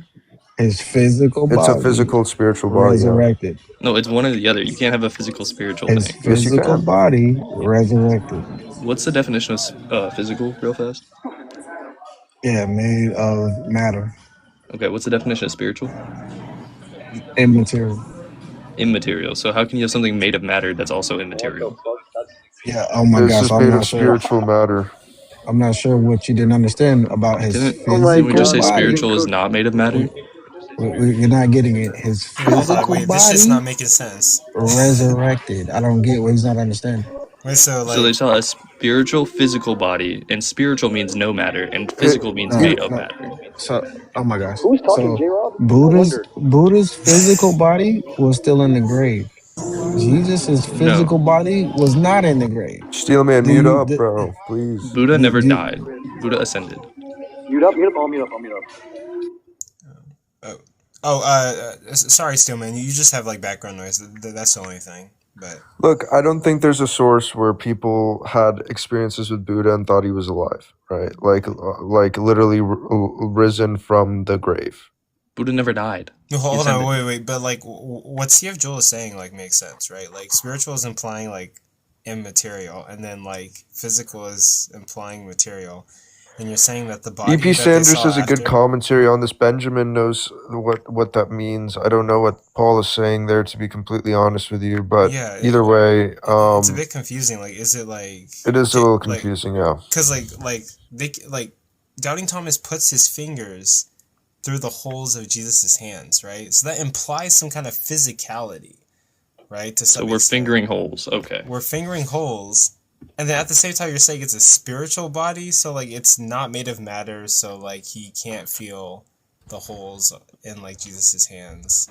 He can spiritually finger Jesus. No, look, all I'm saying is, from what we understand, based on the data that we have to work with, is that people who have hallucinations or dreams of someone don't conclude that they are alive, right? Literally alive. Okay? And I think it's a fair assumption to say that these early Christians did think that Jesus was literally alive. And if you're saying that they had hallucinations and thought that, and you're talking about 4 or 5 different people that knew the person saying this, well, yeah, I've actually tried to find it. I've looked into this a little bit. I don't think there is any scientific example of this. I mean, maybe with 1 or 2 or 3 people in a group, maybe they can think a loved one is actually alive. Even that is very scarce, but you know, that may happen. But when you're talking about 4 or more people, and I'm just saying 4, right? Realistically, it's more than that, but 4 people saying that they've seen someone alive by virtue of a hallucination, that just doesn't happen. Alright. Also, by the way, I might leave in like 8 minutes.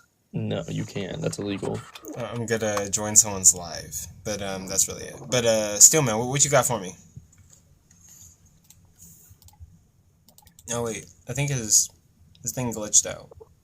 Yeah, he might be out in public. Might not have the best service right now. If they were like, And like, go ahead. don't get me wrong, JC, Yeah. PRK. Like, it's not that like, if Jesus is real, cool, whatever. I don't really give a fuck at the end of the day. But like, when we're talking about like possibility and plausibility of one event happening, like we have to be 100% genuine, and we can't special plead just because of like one religion says this is my God, so therefore we have to believe these people, right? Because No, I other just religions think make I think it's genuinely likely that 4 people. I mean, people nowadays even think it's likely that Peter and Paul had experiences, independent experiences. That's at least 2. I'm just saying 2 more people than that had experiences. We could say Peter, Paul, James, Mary. We could even say John. All these people are kind of named or alluded to in the earliest sources. And I just think that, yeah, all of them probably had some experience and they thought Jesus was alive. And I'm just saying, that doesn't happen naturally. At least we don't have any record of that happening naturally. I think there's more religions that you haven't looked into that have records of that. But Nothing where a historian would say it's probable that these people at the time actually claimed it or believed it or anything like that. No, I don't think so. I mean, it's also not probable that life exists, right? But here we are. Yeah.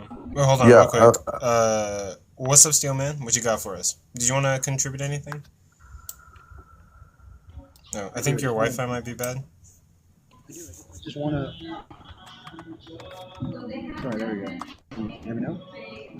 You're a little bit quiet, but we can barely hear you.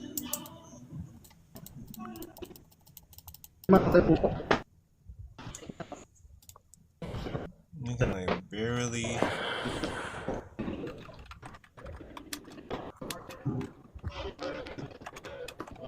Here to cook right now.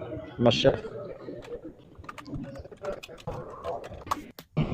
Oh, it's kind of going in and out. It's like breaking up. Wait, I can hear me now? I said, hey, Jared, how's it going? Yeah, sorta, but it's like in and out. Like we'll get like long pieces of your sentences, then I'll break it again. We can't hear Oh my shit, God, bro. Please tell me you can hear me now. Your connection is trash. You can hear me. Oh, it's a connection. It's the connection. That's why. I mean, now it's clear. How about now? Yeah, okay, now it's Okay, perfect. I want to say, hey, J-Rob, how's it going? Oh my God. Yeah. Hey, J-Rob, how's it Yeah, going? what up? Hey, J-Rob, how's it going? What up? J-Rob. Ready? Yeah, what's going on? You ready? Both of y'all have trash Jay, are you connection. ready? Yo, his connection is trash. Okay. Free profiles ass somewhere on the internet. Coco, whose live you going to? Lamb Lena. Okay. Oh yeah, I'm gonna try to join the panel, and then I probably should get back to note taking after. I'll probably hang out there for like 2 hours, and then go back to like note taking. That's the way to do it. Coke or Pepsi? Hey, That's the real J-Rob, debate. are you ready to debate? Pepsi. It used to be Coke, but like. Hey. Debate what? What's up, man? Yo, man, get you some better internet, man. No, shoot, like, it's just glitching. Sorry, Steelman. Just DM each other. That's probably the best. I know you ain't talking, boy. Your fucking internet's as of mine. Wait, actually, J-Rob, speaking of that, would you debate Hatim? I mean, sure, on what? Does the classical theistic God exist?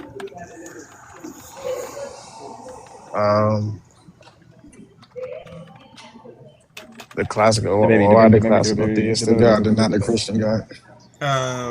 It would be like the Christian God, but like classical theism. So he's omnipresent. He's all powerful. He has all the omnis. He's all powerful. He sees the future. He's all loving. All sorts of stuff like that. Yeah, I'm saying why not the Christian God? Oh yeah. It is gonna be the Christian God. So I think it's gonna be titled like. I don't even. I have to talk to a team to be honest. Let's see. Okay. I mean, I'm down to debate the Christian God. I'm not trying to go into classical theism. Are you Christian? Yeah, he's Christian. I'll turn this Christian. But yeah, all right, man. Get you some better internet. Maybe we could Oh. No. You want to debate me? Man's in the back right now. Maybe. Bro, nobody can understand anything you're saying. Oh, really? Except for Coco, right? I can barely understand what you're saying, but like, yeah, the Wi-Fi is going in and out. Yeah. Yo, he needs some help, bro. He needs Jesus, bro, for real. Yeah. Yo, I already have Jesus. He's in my corner. No, we got that. Boom roasted, J-Rob. But okay, with that, Yo. good. I'll see you in Linus. Coco, I'll meet you over there. Yeah, with that, I'm gonna call it a day. Yeah, I'll see you guys around. Deuces. Let me screenshot.